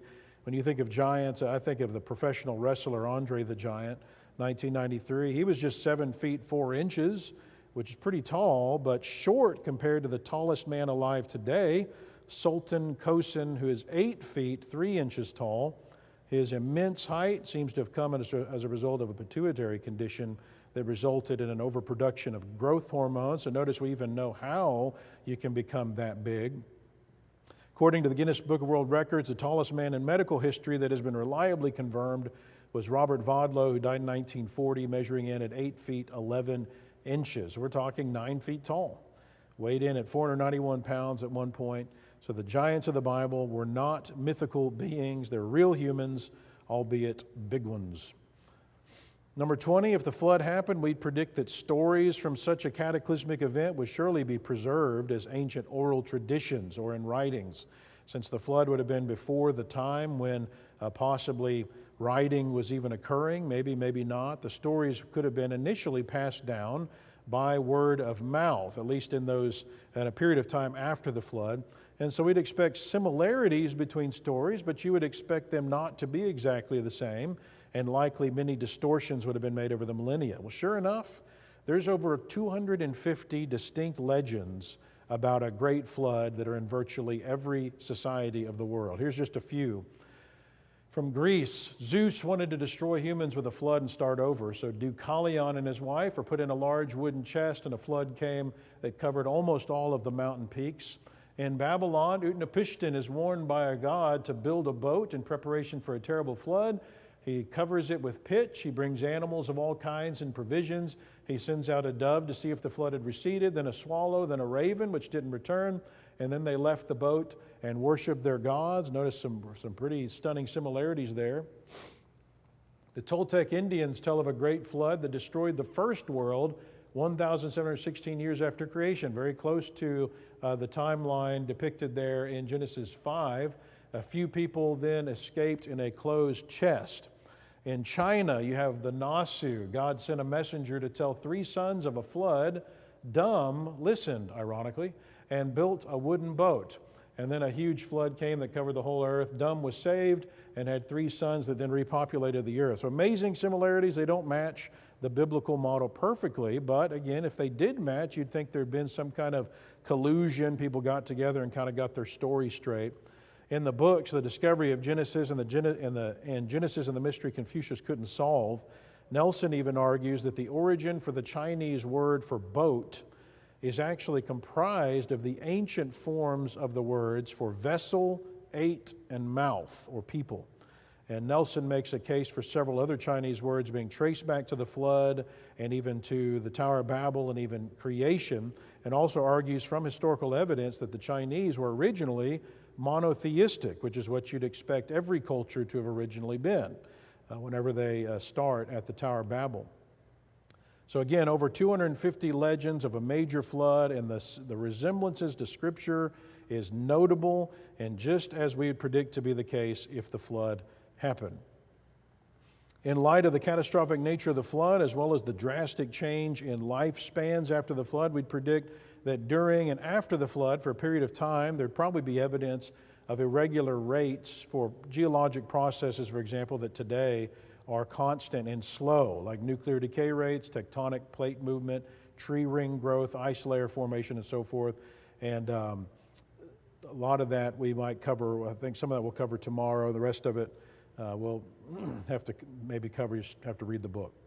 So let's move on to number 22. We're going to be short on time here. So evidence that catastrophism, so rapid burial from catastrophes rather than uniformitarianism, explains much of the geologic column, especially the fossils. We would predict that that kind of information would be uncovered. And we already saw some examples of polystrate fossils, but you also have dinosaur graveyards that are all over the world, including these that I did dinosaur excavation up in Wyoming, where there's some 5,000 dinosaurs that are represented in this single ranch up there in Wyoming. Over 20,000 dinosaur fossils have been excavated there. This is a fossil showing evidence of rapid burial. Notice this fish is in the middle of his dinner when it gets killed and buried by something catastrophic. This ichthyosaur is in the middle of giving birth whenever it gets hit by some kind of major catastrophe. These dinosaur fossils show a typical posture that dinosaur fossils are found in if they're articulated. So if you have, usually when you find dinosaur fossils, you find them isolated. You don't find the entire skeleton all together. It's torn apart in pieces. In fact, up in Wyoming, they're shredded. We're finding T-Rex and Triceratops, these enormous creatures whose bones have been torn into little pieces. They're just shredded all over the place. But if you find them articulated, many times you find them in this posture with their heads thrown back. A lot of times their mouth is open like they're gasping for air. Their tails are coming forward. And this is called it's a death pose called the epistotonic death posture. And they are found in sedimentary rock thought to be deposited by water. And again, this is understood to be due to death by water catastrophe, exactly what we'd predict. All right, numbers 23 through 26 concern the fossil record. We would predict that the fossil record will reveal fully functional, distinct creatures when they first appear in the fossil record. We'd predict that it'll reflect the progression of the flood. We'd predict there to be strange fossil anomalies that don't fit evolutionary thinking. We predict many fossil graveyards will be found. So number 23, when fossils appear, they should be fully functional with no evolutionary history. This prediction has been verified beyond a doubt in the fossil record and even conceded by the secular community. It's one of the three big characteristics of the fossil record that the paleontologists will acknowledge, and that is abrupt appearance. Abrupt appearance of animals without any evolutionary history. They're already fully formed and functional. So when you look at the base of the geologic column, below the Cambrian strata, there's hardly any kind of fossils at all. Then all of a sudden, when you get to the Cambrian strata, you find across the entire planet this explosion of fully formed fossils, very diverse. They're not simple. There's complexity and simplicity all mixed across the whole planet. And you can imagine what we would say that's actually going on there, but it's called the Cambrian explosion by evolutionists. Notice what Richard Dawkins says about it. The Cambrian strata of rocks, vintage about 600 million years, are the oldest in which we find most of the major invertebrate groups. And we find many of them already in an advanced state of evolution the very first time they appear. It's as though they were just planted there without any evolutionary history. Needless to say, this appearance of sudden planting has delighted creationists, well, sure, because it verifies our prediction. It's exactly what we predict to be the case, and the fossil record is shouting this to be the case. They have to do some serious gymnastics to try to get out of that one. Numbers 24 through 25, evolutionary theory would predict that the fossils in the lowest strata should be simple, closer to that single-celled organism that they would say everything came from. Trilobites are considered representative of those first strata. And then as you move higher in the column, the fossils should, from an evolutionary perspective, become more complex as life supposedly evolves towards human beings. Well, when you look at the actual evidence, you find out the trilobite, here it is, supposed to be representative of the earliest strata, and it's not simple. It's considered one of the first creatures to show up, and yet it's complex. The eye of the trilobite is equipped with an aplanatic lens, dual lenses, as opposed to the human eye, which is equipped with a single refractive lens. Scientists acknowledge the design of the trilobite is even better than any other eye design, and yet again, it's supposed to be primitive and simple. The trilobite is evidence against evolution. It's exactly what we'd predict to be the case if creation is true. We're short on time, so this one, you got a mammal with a dinosaur in its stomach. That's not supposed to be there. How about the existence of so-called living fossils like the coelacanth, right? So they find these in the fossil record, supposedly millions of years ago, and then they think they go extinct, and then all of a sudden we find living coelacanths in the oceans. That's going to be a problem for the evolutionary model. And notice they haven't evolved. They're acknowledged to be the same structurally. So the evolutionary model struggles with anomalies that contradict the predictions of evolution, but they're actually predicted by the creation model. The main way we would explain the fossil record is when the flood begins, as we explained in that previous session, so it's starting in the oceans, the first thing you would expect to get killed and buried are ocean floor dwelling creatures. That's the first thing you see. The next thing you would expect are the fish. And then as the flood progresses towards the coast, you're going to start seeing coastal creatures, and then creatures like the dinosaurs and the larger reptiles that are just further inland. So it's a record of the flood. And by the way, the fish, after they show up, they then continue through the rest of the layers, even in the middle of continents. It's exactly what you'd expect if the flood caused it. Flood caused basically the entire fossil record, at least between the Paleozoic and Mesozoic layers. The Cenozoic is considered post-flood. Concerning number 26, fossil graveyards are clear examples of places where herds of animals were caught and unable to escape a cataclysmic fossil-forming event, and these are found all over the world. I've already showed you the one I studied in Wyoming. All right, we're almost out of time here. Sedimentary rock is understood by geologists to be formed in bodies of water. If the flood happened, we'd expect sedimentary rocks would be prevalent on the earth, especially in the flood layers, and they are. They're the most common rocks exposed on the surface of the earth. They make up 75% of the surface rocks, even on mountains. Number 28, seismites, we predict they would be found if the flood, and specifically catastrophic plate tectonics, is true. Seismites are layers of sediment that are known to form during earthquakes, layers of sediment that are underwater and they're shaken by earthquakes and they leave behind little volcanoes as the sediment settles where the water is trying to get up out of the sediment. These are called fluid avulsion structures.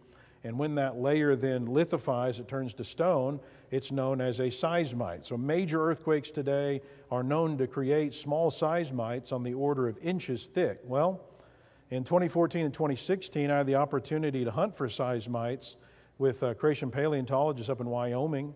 And these are not inches thick, these are 15 feet or more thick. This is proof of large amounts of water, Wyoming being totally underwater, proof of enormous, never heard of earthquakes.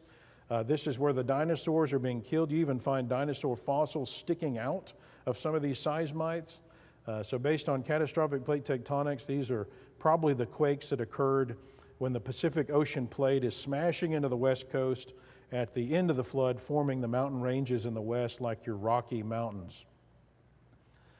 Numbers 29 and 30, if the creation model is true and the incident of the Tower of Babel is true, we'd expect there to be evidence of that event through, for example, stories being passed down through the millennia, as with the flood and as we find with dinosaur tales that have been passed down as well.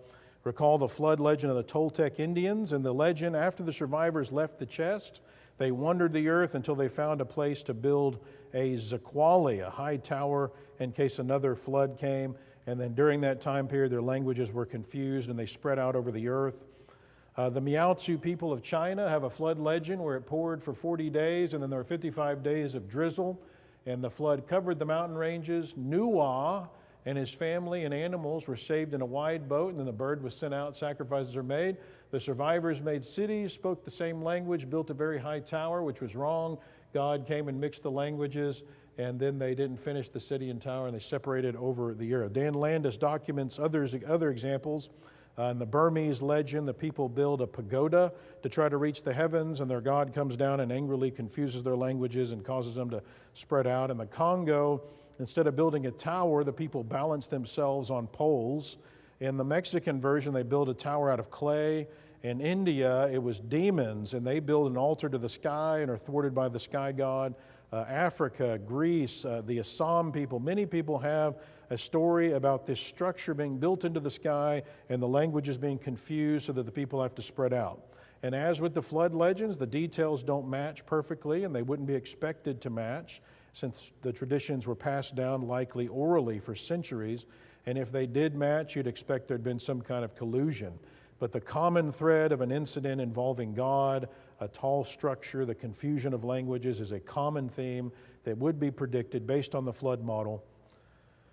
And we'll cover number 30, our last prediction, in our lesson tomorrow morning. So the creation model, you know, it's unscientific. You can't make any verifiable predictions. So you guys are wasting your time being here. Thank you for your attention. Actually, wait a minute, we're going to go straight into the Q&A, aren't we? So if you have questions, now is the time to do it. Yes.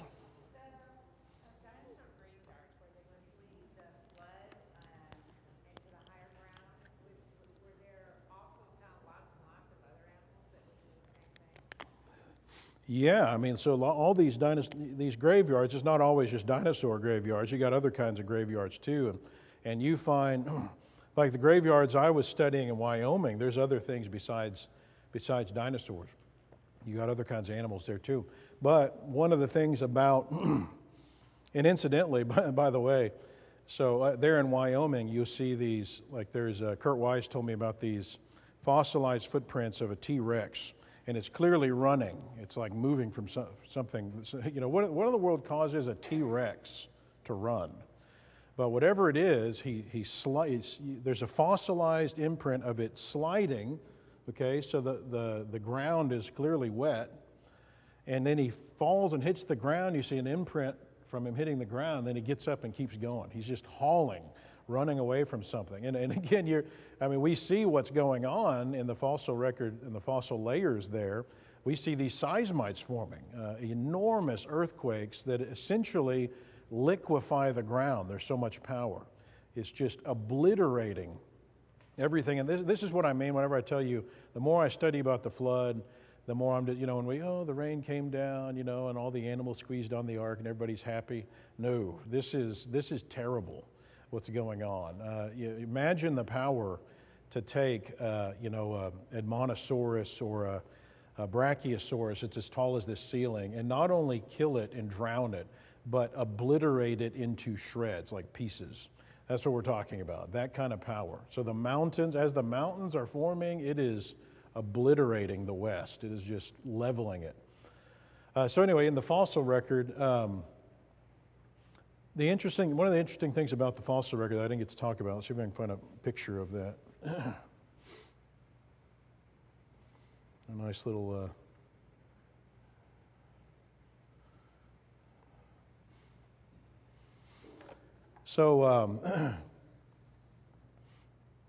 the fossil record appears to be divided by habitat. So I told you, like marine floor creatures, and then you start picking up the fish here, and then the next habitat seems to be, like your creatures that live along the coast and so forth.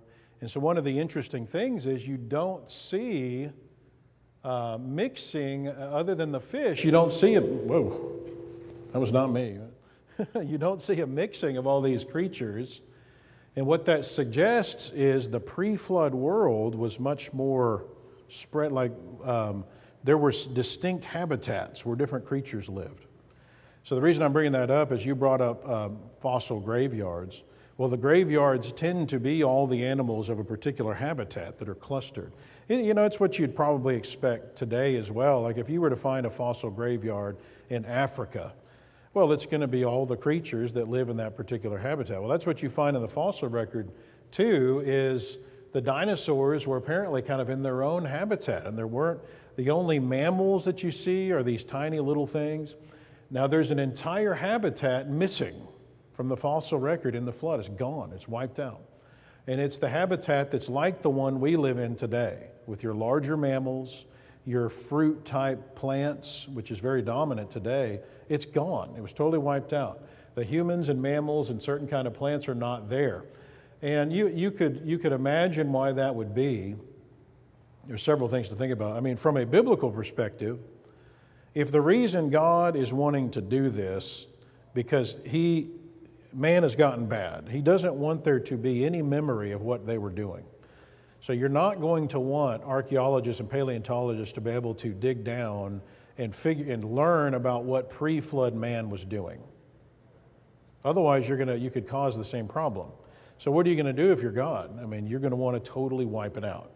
So I suggest that either the human habitat was at a subduction zone and went down into the mantle, and some of that material we're seeing now whenever we get readings of the inside of the earth is actually the human and mammal habitat from before the flood, or they were far enough inland and a little bit higher elevated and therefore less likely to be caught by fossil forming phenomena like mudslides because they're at higher elevations.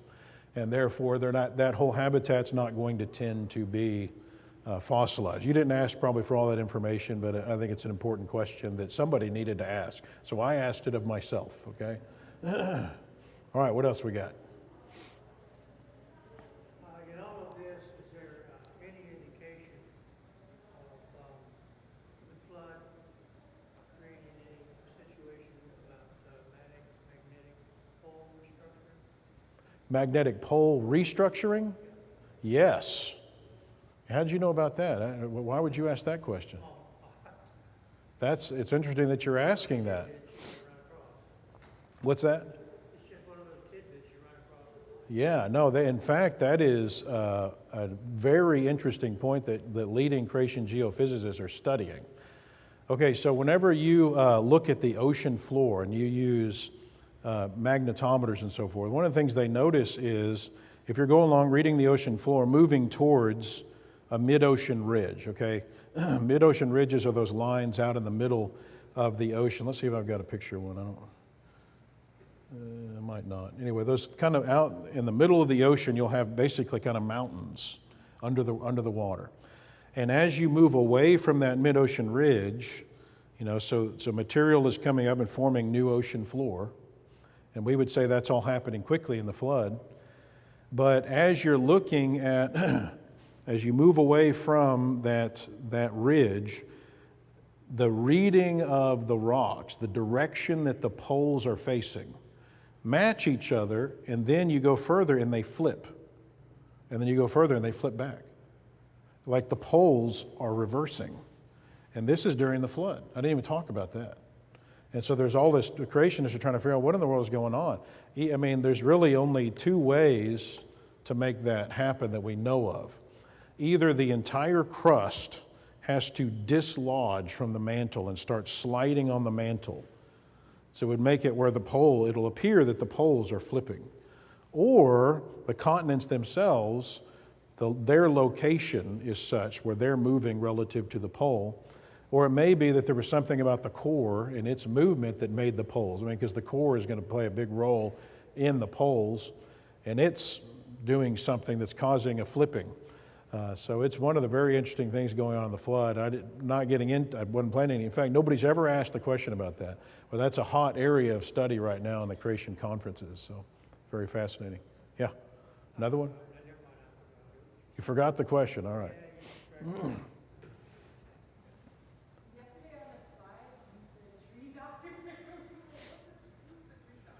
See, wasn't that Amos?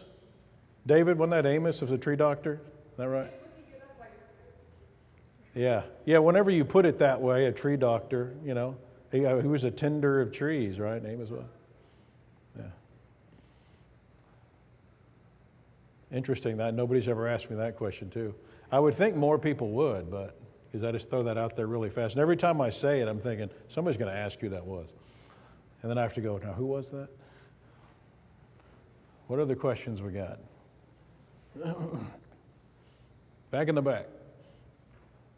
Based on the timeline with the flood and the stages with the violence that was taking place of volcanic activity and meteors, would the ice age have started when Noah was still on the ark, based on our atmosphere probably being limited with sunlight?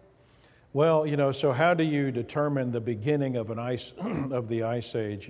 Yeah, I mean, all of the circumstances are in effect for it to begin, and what we mean by that is the minute that that the water has receded enough where you can start having ice accumulation in the north, then the ice age is beginning. Now, at what point do you say that it has officially begun? Is it after the cap has expanded a certain distance, or do you say the minute that it starts, the ice age has begun? Well, okay, so it's beginning right at the end of the flood, but it's not becoming probably even noticeable for decades, probably because the caps haven't grown large enough to be an issue. Now, incidentally, going further than what you asked, creation scientists believe, I don't know if all of them would say this, but the ones that I'm studying would say that there's evidence that global warming is true. But what they would say is there's no evidence that humans are causing it, number one. Number two, that even if it is happening, that it's necessarily a bad thing, because more people die from the cold than from heat in the earth. But more than that, like what Kurt Wise believes, is that we're still recovering essentially from the flood today. So once the ice age began, the caps are still melting because we're essentially kind of still in the ice age. We're still suffering the effects, and the caps are melting to move us back towards a pre-flood environment, the way God originally intended it to be. So why would that be a bad thing? Now, granted, all of you that live on the coast might not appreciate that, but you have to admit there's a lot of bad stuff that goes on most coasts, and maybe God will want to scour that a little bit. I don't know. Push people a little further inland. I don't know. Not you guys, right? I mean, you guys are all pristine Christians. We don't have to worry about that, What's that? That's right. The coast just moves, unfortunately, right? Okay.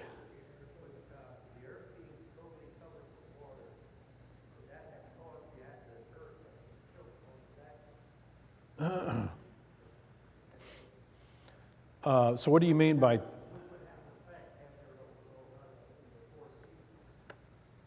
So you're wondering if the tilt of the entire Earth changed in the flood? Is that what you're asking? Like relative to, say, the sun, did it tilt? You know, I don't know if anybody has studied that. I would suggest that if you got that many meteorites hitting, and you've got the crazy stuff going on with the movement of not just the crust, but what's going on in the mantle, who knows what that would do to the tilt of the Earth. And yeah, how that would affect seasons and so forth.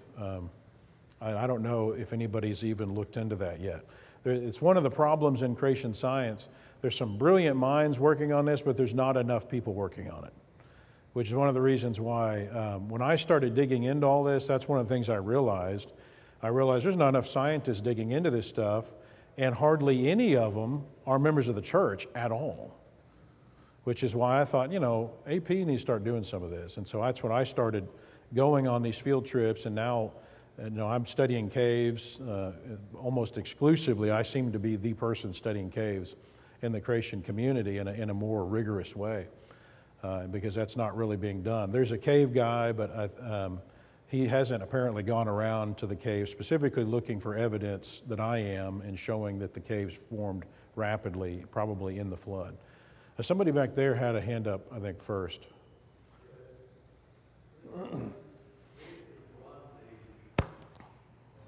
Oop.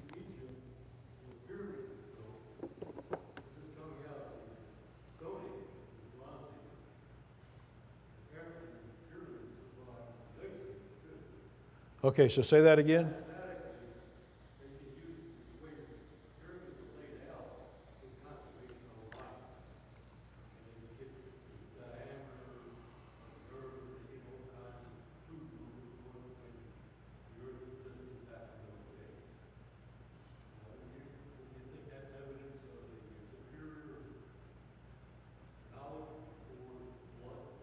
Okay, so I didn't hear everything that you said.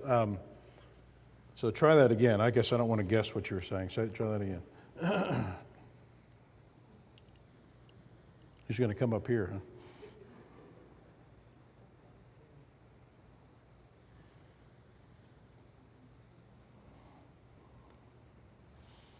I know it had to do with the pyramids. Okay. Supposedly when the pyramids were built, Egypt was coming out of the Stone Age into the Bronze Age. Tools didn't exist back in those days that could cut those stones, place them so accurately. And the way the Pyramid of Giza is laid out, it reflects Orion, the way that the stars are. And mathematically, mathematicians have used the pyramids to figure out the diameter of the Earth, true north, south, all kinds of stuff. You know anything about that? Not that last part of what you're talking about, that they've used the pyramids to determine some of that. To determine, you said, the latitude of the Earth? Orion. Okay. Now, I don't know much about that. Now, I know that... They're built. They would fit into Orion, the way they're designed. Interesting. And the pyramids are much older than the Stone Age. You know, so, and I have an article on the pyramids, when they were built. And what the study I have done on that is that they are built into flood sediment, which that doesn't mean they were built in the flood, but it means they were built after the flood into sediment that was exposed in that area at the time. So at least know that they're not pre-flood. They appear to be after the flood, but you're right, they actually would date to, see, the Stone Age basically begins after the flood and goes up about time of Abraham, and those pyramids were apparently built somewhere right in that time. And as you suggest, well, okay, the archaeologists have not found evidence of advanced tools and stuff at that time, but that's true. That doesn't necessarily mean they weren't out there, that kind of evidence. What I'm saying is, there was a more advanced civilization before the flood, and God wiped them out. He didn't like the way things were going. Yeah, and well, so, you know, the interesting thing about pre-flood technology, so it all gets wiped out, but you know that they had advanced technology before the flood because of what survives the flood. Like, for example, and we'll, I think we look at this tomorrow. There's evidence immediately after the flood of advanced boat making abilities. So you'd expect that to have survived. And the pyramids would be an example of advanced civil engineering type knowledge. And so that does show you that there are certain technologies that survived through Noah and his sons, where people were immediately able, you know, some societies were going to be able to, you know, like Babel. I mean, Babel would have been a similar structure of some sort. It was probably. Pyramids, we can look at the pyramids, we know they're there, and we know that they're very, very old. Mm-hmm. There's no documentation in Egyptian history that has any evidence of how they were built. Right, but everybody's not clear about that. They don't know. They haven't got a clue. Yeah. So that's, So lots of speculation. In fact, the movie Stargate, you seen that? The movie Stargate, an old movie, I don't know, from the 90s or something.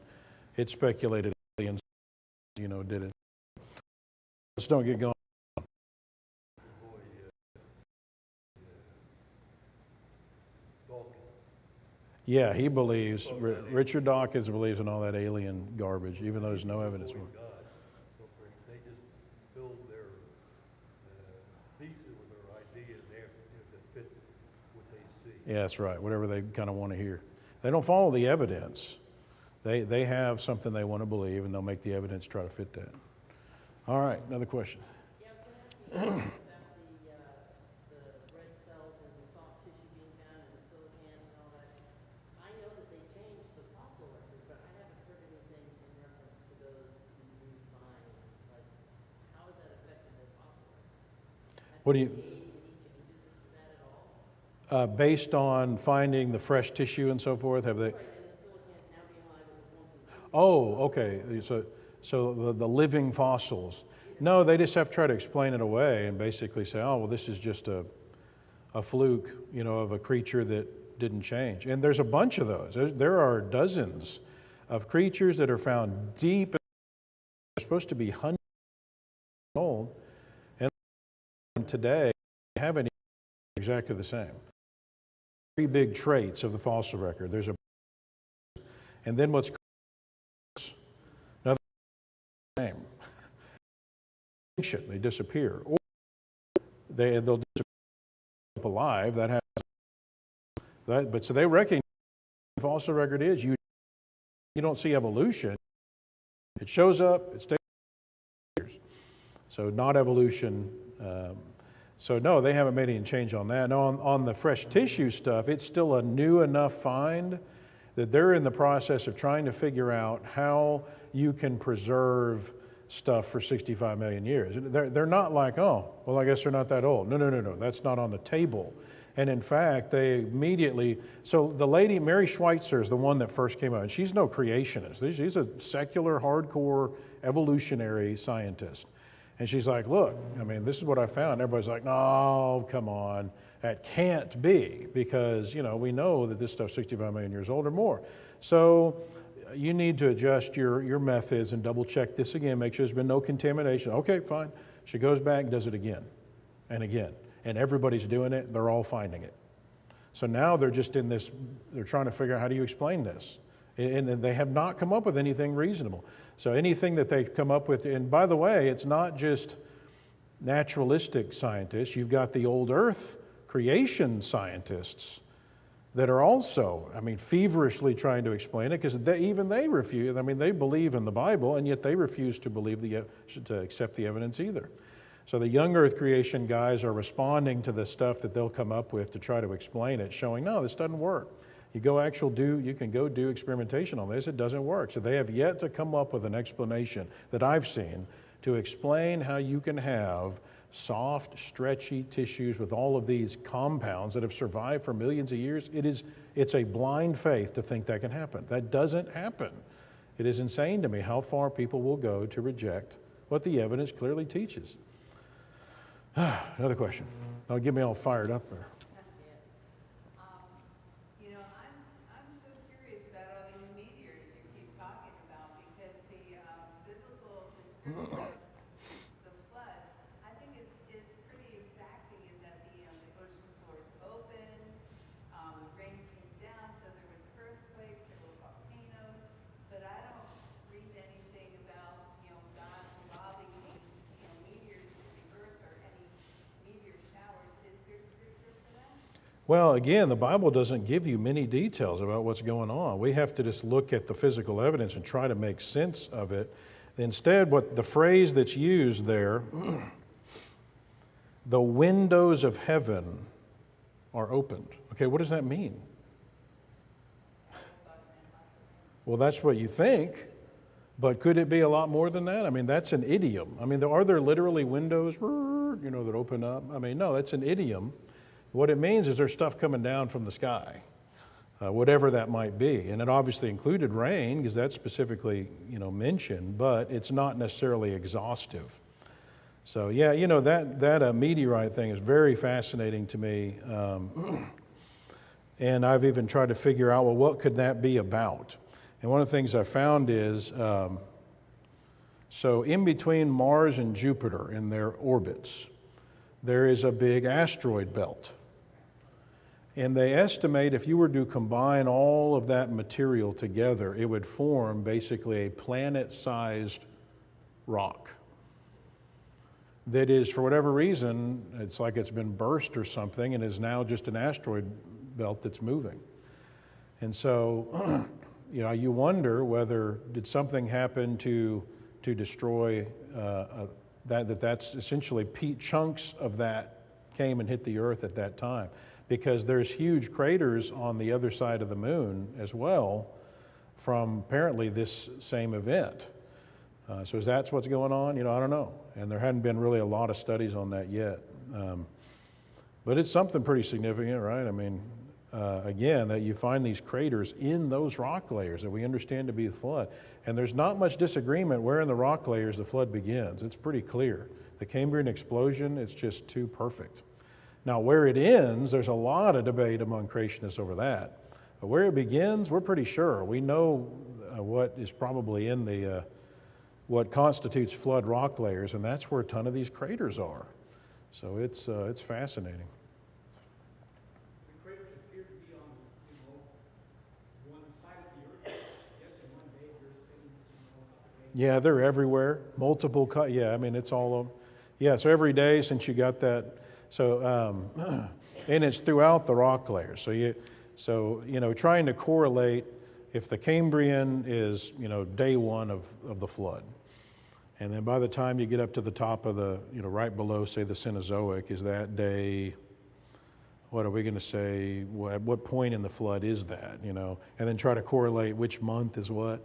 That would be complicated. So what I tried to do is in that simulation show you at least where it's hitting and when it hit. It gives you some idea, but getting it down to kind of even the month would be probably pretty difficult to do and be accurate, Yeah. I have another question kind of popped up in this discussion about the age of the earth and the Hebrew calendar. The Hebrew calendar says it's 5781. Does that include pre-flood time? The Hebrew calendar, you talk like what they use today, they would say 5781. They would say 5781 BC.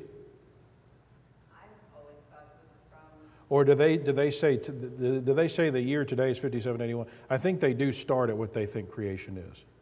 But they didn't start that with Adam. Okay, so they started counting at some point later, and they're just calculating when they think it is. Now they probably used possibly the Hebrew text or something at some point to do that, which is going to be close to that given a lot of assumptions. Yeah, I don't know when they would have started that. What's that? Maybe it's short, a couple thousand? It could be. We usually say 6,000 to 8,000 years is the age of the earth. It's probably closer to 6,000 to 7,000 years whenever I've really done the math on it. The place where there's a little bit of ambiguity is Genesis 10 and 11. And we've got an article on why there's some ambiguity there, but it's not much. If we assume that the Hebrew, like the Masoretic text is right, which is what I think most of our translations are built on, and it's considered probably right, pretty conservative. But even if it's not, even if you go with the Septuagint, the Samaritan Pentateuch, it's just a few hundred years difference at most. It's not much. But Genesis 10 and 11, I alluded to the fact that the wording is a little bit different. It doesn't give the total tally. And there's some reason to think that it might be a little bit different. I'll just give you kind of a preview of it. It seems to be that Moses was possibly recording the age of the patriarch when he began having his sons, there's a name among the Hebrews that was a very special moment. So then the patriarch listed, if it's not the firstborn son, then there may be a space between when the firstborn son is and the particular one recorded. That's why there's some possible ambiguity of a few decades, depending upon the patriarch. So what I did is calculated an upper limit on what that could be reasonably. And so that's why I found this is not some huge amount of time. At most, we're talking a 7,000 year as opposed to a 6,000 year Earth. It's not that much. But it does eliminate some possible archaeological quandaries that I'll talk about in the session tomorrow. Yes, and there's just a huge difference between that and 65 billion. Oh yeah, you can't. Well, and I didn't get to talk about this. So if you want to try to squeeze time into the geologic column, if you squeeze time into Genesis 5 or Genesis 10, 11 in the genealogies, then you're admitting that is when humans are already on the scene. You know where that is in the geologic column? It's up here, right under here. From an evolutionary perspective, that's 2 to 3 million years ago as opposed to billions of years ago. If you want to squeeze time into the Bible, squeezing it into the genealogies is not going to help you reconcile the Bible with secular geology. You've got to squeeze in time before humans are on the scene. That's going to be Genesis 1. And you have major Hebrew problems besides scientific problems trying to do that. So really adding gaps in Genesis 5, 10, and 11 is silliness. It basically, if you think that's going to make things match with what they believe, you don't understand what's going on.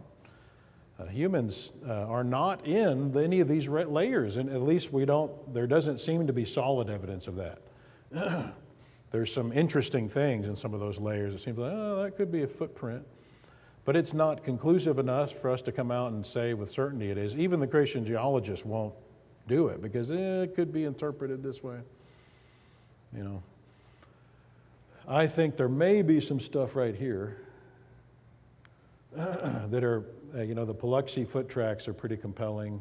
So there's some Cretaceous sediment footprints out in Texas that look like humans and dinosaur footprints. But even that is way up at the top. It's not going to explain everything below it. So hope that makes sense. When you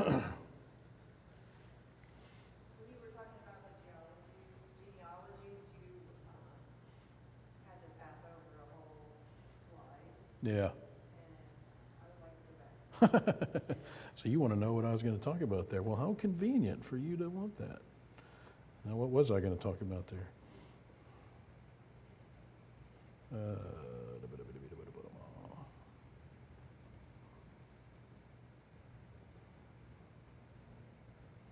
Where was that?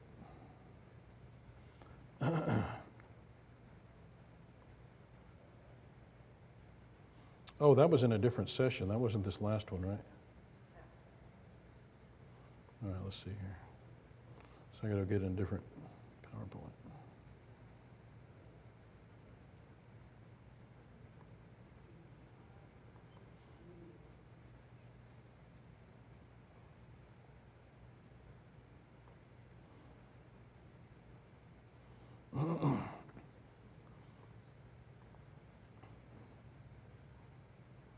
That's actually some of what I was just talking about, some of the stuff I had to skip over. So I think this was the part here where I had to basically skip. So you see these genealogies in Genesis 10 and 11 that helps you to get an idea of kind of where humanity, how they spread out. And there's no evidence of gaps there, basically. Some people have tried to argue that Luke 3:36 has somebody added in there, Canaan, that is not in the genealogies of Genesis 10 and 11. But there's evidence that that actually was a scribal error that came out later. So there's no evidence of gaps there. And as I said, even if you add gaps in there, it's not helping you because, again, the humans don't show up until up here in the Pleistocene. So if you add gaps in Genesis 5, 10, and 11, you're adding gaps here. You're not adding gaps here. So it's not going to help you with all that. So that is a summary of what I was going to say on that. All right, what other questions we got? Does that answer everything you were going to ask about that? Okay. Yes, sir. While you were flipping through there, looking for her answer, I noticed something that said helium in the atmosphere. Oh, now I got to go back to the other PowerPoint and see. Okay, so you want to know what I was going to say about that or something? Sure. All right. What was I going to say about that? That one. Yeah? Okay, so this is one of the evidences that the Earth has to be young. So we know that helium is accumulating in the Earth's atmosphere. We know how much helium is there. We know the rate at which helium is accumulating in the atmosphere. So again, using their assumption, you can calculate an upper limit for how old the atmosphere could be. And we know that it could not be older than 2 million years at that rate. Now, it doesn't give you the actual age, but it's an upper limit, which again is way under what it would need to be in order to fit the age of the Earth, as they would say it. So, most of the evidences of a young Earth ultimately come down to showing that uniformitarianism doesn't work. And once you disprove uniformitarianism, there is no dating technique that can prove the Earth is old. But guess what? There is no dating technique that can really prove the Earth is young either, because God created the Earth already looking old. So the only way to know the age of the Earth is divine revelation. That's it. Now that bothers a lot of scientists, but sorry, things don't work in a natural way throughout history. That we've got unnatural things going on many times, and that affects things. And so you do what you can in science, and keep in mind, don't arrogantly think you've got all the answers. I'm not talking about you, I'm just talking about scientists that arrogantly think we know the Earth is 4.26 billion. Well, that's so arrogant to think you know that. There's so many assumptions that go into that. But yes. So according to the CPT theory, then land being, or Earth being divided with Caleb is probably not perfect. Right. It probably is not. It makes sense that the Peleg incident, let me go over there. I mentioned briefly that Moses in at least 3 different places seems to give kind of the big picture, and then he goes back and zooms in on one little area and talks about it. I think that's what's going on in Genesis 10:11. He gives this big picture about how the earth spreads out. But then he goes back in Genesis 11 and talks about Babel, which is what started all that. Okay, so if you notice where Babel, or where Peleg is, it's where? Genesis 10, 25, right. So in his days, the earth was divided. Well, that's what Moses then turns around and talks about, is how the earth was divided. And that's what this entire section is talking about, is how the earth was ultimately divided. What's that? So it could be saying it had already been divided. Yeah, in his days it happens. So either he's born right after Babel, or so it's somewhere right around the time of Babel that apparently I think Peleg is. That's why we know that's only probably 100 years after the flood or so, because what is it Okay, so in Genesis 11, it actually starts giving you the ages. You know when Peleg actually lived. So either Babel happens, so notice Genesis 11, 16, and 17. Either Babel happens and then Peleg is born and his mom and dad name him for that event, or his name is changed to mean that, and he's already been born, which is not unheard of too. I mean, a name can become to mean something. So that's why, I say it's roughly probably 100 years after the flood that apparently that happens.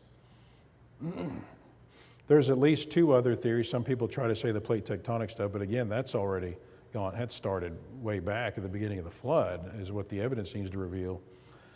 Others will have argued another theory that I think is just kind of out there, but I don't even remember the details of what that is. Yes. More questions keep coming up that I've had for a long time. I never knew where to go for any answers. Scripture tells us that one day is like 1,000 years to God. So sometimes I've thought that those 7 days of creation was like 7,000 years, and or is it? And you said 24 hours, but then you're showing that chart where you said like man wasn't created, man didn't enter until way up here, Paleontonic. Was that day 6? Okay, so what I'm saying with that chart, which is gone, where's that chart? See if I can get that back.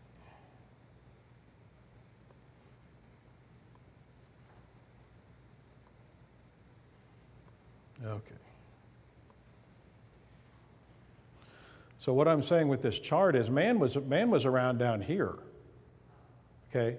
It's just that we don't see the fossils of man until up here. And I explained to you why that is. So this down here is pre-flood. Okay? This is like day 3 rock. You can see this at Grand Canyon. Right here is where the flood begins. This is where, to all intents and purposes, notice the fossil record begins. And all these fossils are found across the entire planet in sedimentary sandstone rock layers and so forth. It's clearly the beginning of the flood.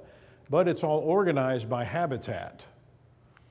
And the habitat that we essentially live in today, which is dominated by mammals, is missing. Otherwise, the other habitats, including some interesting variations, are there. So it's not that the humans weren't around, it's that habitat is gone. And the pre-flood habitat, so notice this is all flood rock layers. This isn't even showing you how the animals lived. Okay? You had to think differently about the fossil record. To the evolutionist, this is telling you how animals lived. To the creationist, this is just telling you how they died. This is a graveyard. This isn't how they lived. The reason why the dinosaurs are found in rock strata that have a lot of igneous rocks, which are formed from volcanic activity, they take that and say, so the dinosaurs lived when there was a lot of volcanoes. No. The dinosaurs died when there was a lot of tectonic activity, and so there's igneous rocks everywhere. That's not how they live. You want to know how they lived, you've got to envision a totally different Earth that is disappeared. This right here is probably day 3 rock.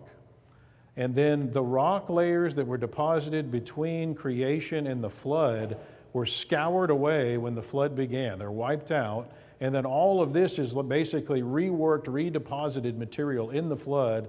So you have no idea what that pre-flood, what the habitats, how they lived, what that looked like, other than what you might be able to gather from some of these fossils, how they were behaving in the flood anyway, which how representative is that of how they lived is going to be whenever they're in the middle of a catastrophe. It's not necessarily going to be normal behavior. So you can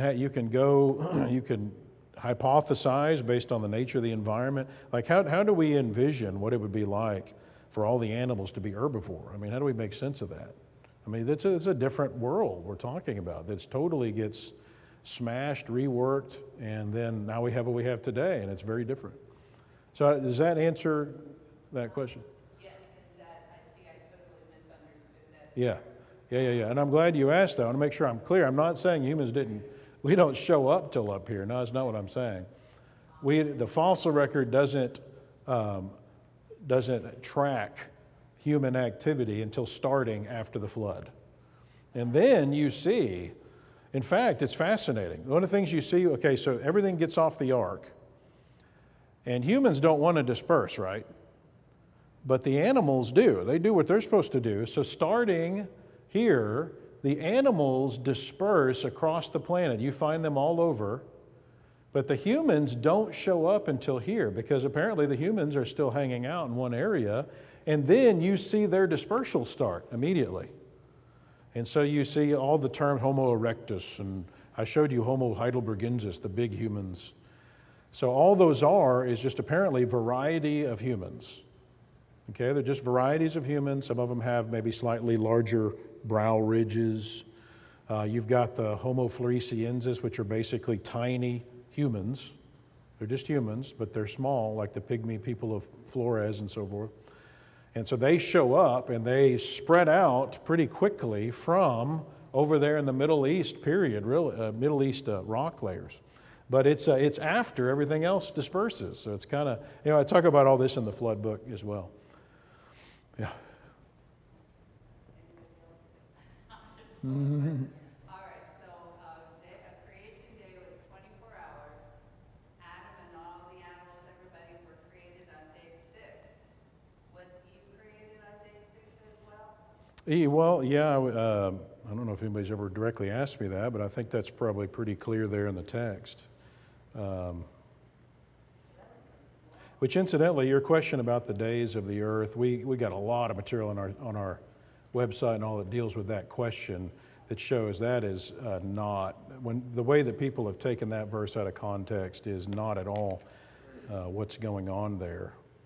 Let me see if I, one question at a time here. Let's see.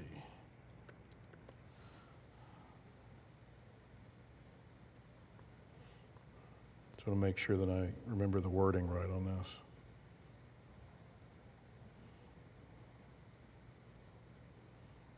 Okay, yeah, so Genesis 1:27, he creates man in his own image, in the image of God he created him, male and female, he created them. So you got Eve being born, or being created there too on that first day. So the dinosaurs and the meteorite theory.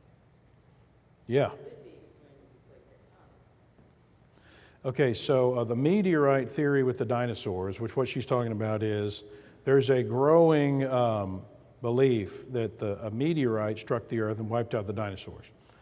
And the reason they argue for that is that there's a meteorite crater off the coast of Mexico called the Chicxulub crater. Although there's a lot of debate about whether that actually is a meteorite crater. It may not be. But assuming it is, that is one of the meteorite craters I'm talking about that struck towards the end of the flood. It lines up with this line right here, what we call the KPG or KT boundary.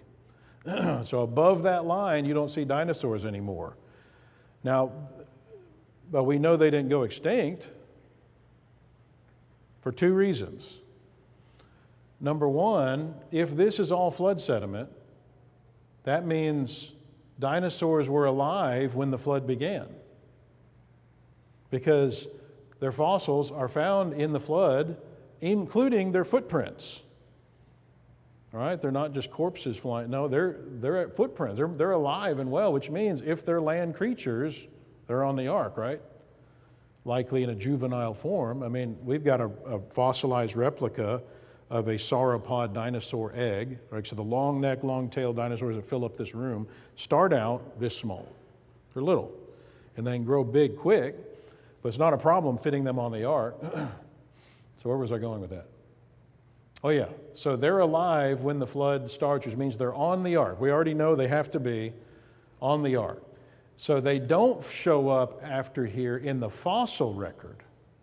But in fact, the fossil record, this to all intents and purposes is the fossil record. It's hard, the circumstances for fossilization are very rare. It's hard to form, the best time to form fossils is during the flood. I mean, that's the perfect time, which is why most of the fossil record is the flood. The rest of this is very sporadic. You want to know what 99% of the fossil record is? It's invertebrate animals, because your invertebrates are your creatures that don't have backbones.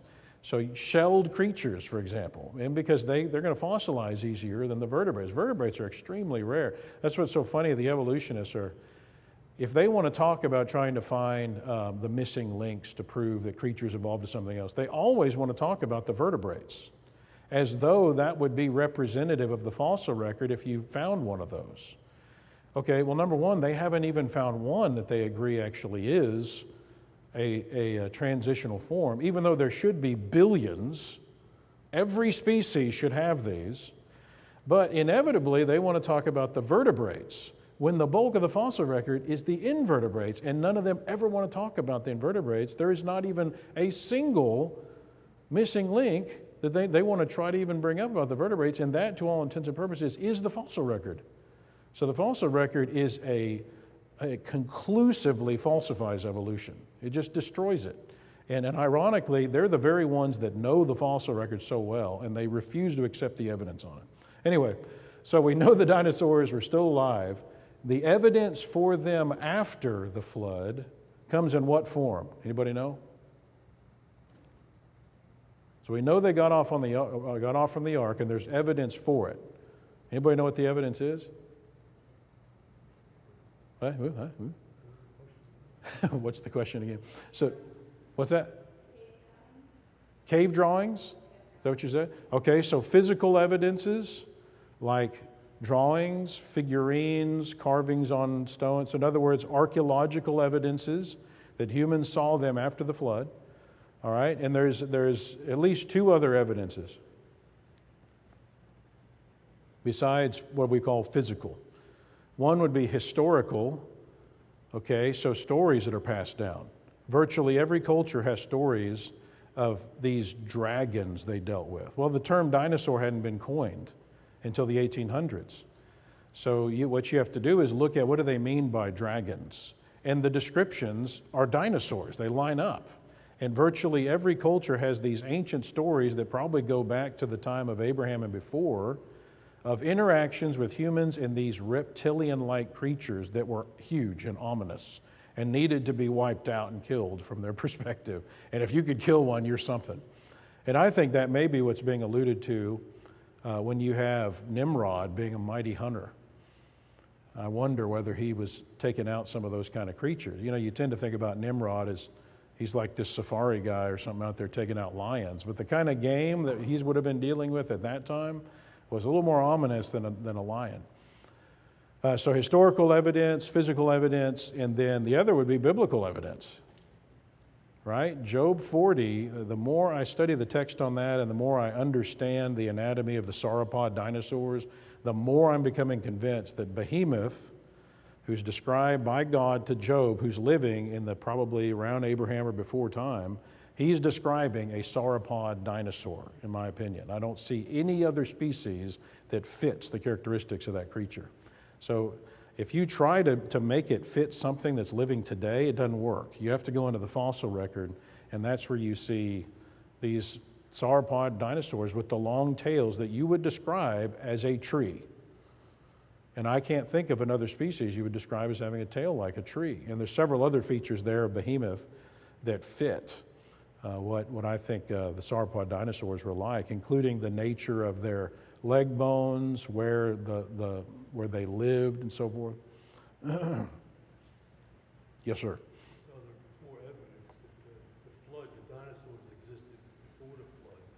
The Grand Canyon was made by the Great Flood, and all the fossil evidence was washed up way up north towards Idaho and Montana, where they're finding massive deposits of dinosaurs, and very little evidence down toward the southwest. The evidence is there. Look at it right at the face. You can tell it was washed up by the great movement of water, probably, had to be. Okay. So what is your question about that? Well, the question is, how did all those fossils get up there? To where they are.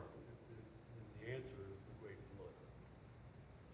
Yeah. The Grand Canyon was formed by the Great Flood. It wasn't by puny Colorado River. Right, yeah. Carving all that out by itself. It was a massive amount of water that went through there. Yeah. And so there's a couple big creationist theories about the Grand Canyon. Everybody seems to agree that the layers were deposited in the flood. The question is when it was eroded, and some argue that it was during the recession of the flood, in which case those people are ones that would say the end of the flood should be pushed up to closer to here. Kurt Wise and the bulk of the creation geologists, they put the line right here, which would mean the carving of the Grand Canyon, which is further up, would have to be during the Ice Age period. And so Steve Austin makes a pretty compelling argument that there were 3 Ice Age lakes on the Colorado Plateau that breached rapidly like a domino effect and rapidly carved the Grand Canyon in a short amount of time up here in the Cenozoic rock layers. But again, there's debate over that, but he wrote a great book, I think, that does pretty good job proving that, called Grand Canyon Monument to Catastrophe. And the secular guys call him the dean of like young Earth creation studies, and because his book is so compelling, they literally wrote a book called Grand Canyon Monument to an Ancient Earth to try to refute his book, because it's so powerful in proving the case that Grand Canyon was formed rapidly due to the flood and the Ice Age. It's not evolution. It's not Colorado River. That does not fit. There should be at the Colorado River leads down to the Gulf of California, and if you use uniformitarian estimates, there should be multiplied hundreds of the amount of sediment that should be deposited there at the Gulf of California is not there. It's totally missing, which shows the Colorado River did not do this. This was a rapid thing. Anyway, I could do a whole session just on that, but. All right, if you have other questions, I think you'll have to hit me up later. Thank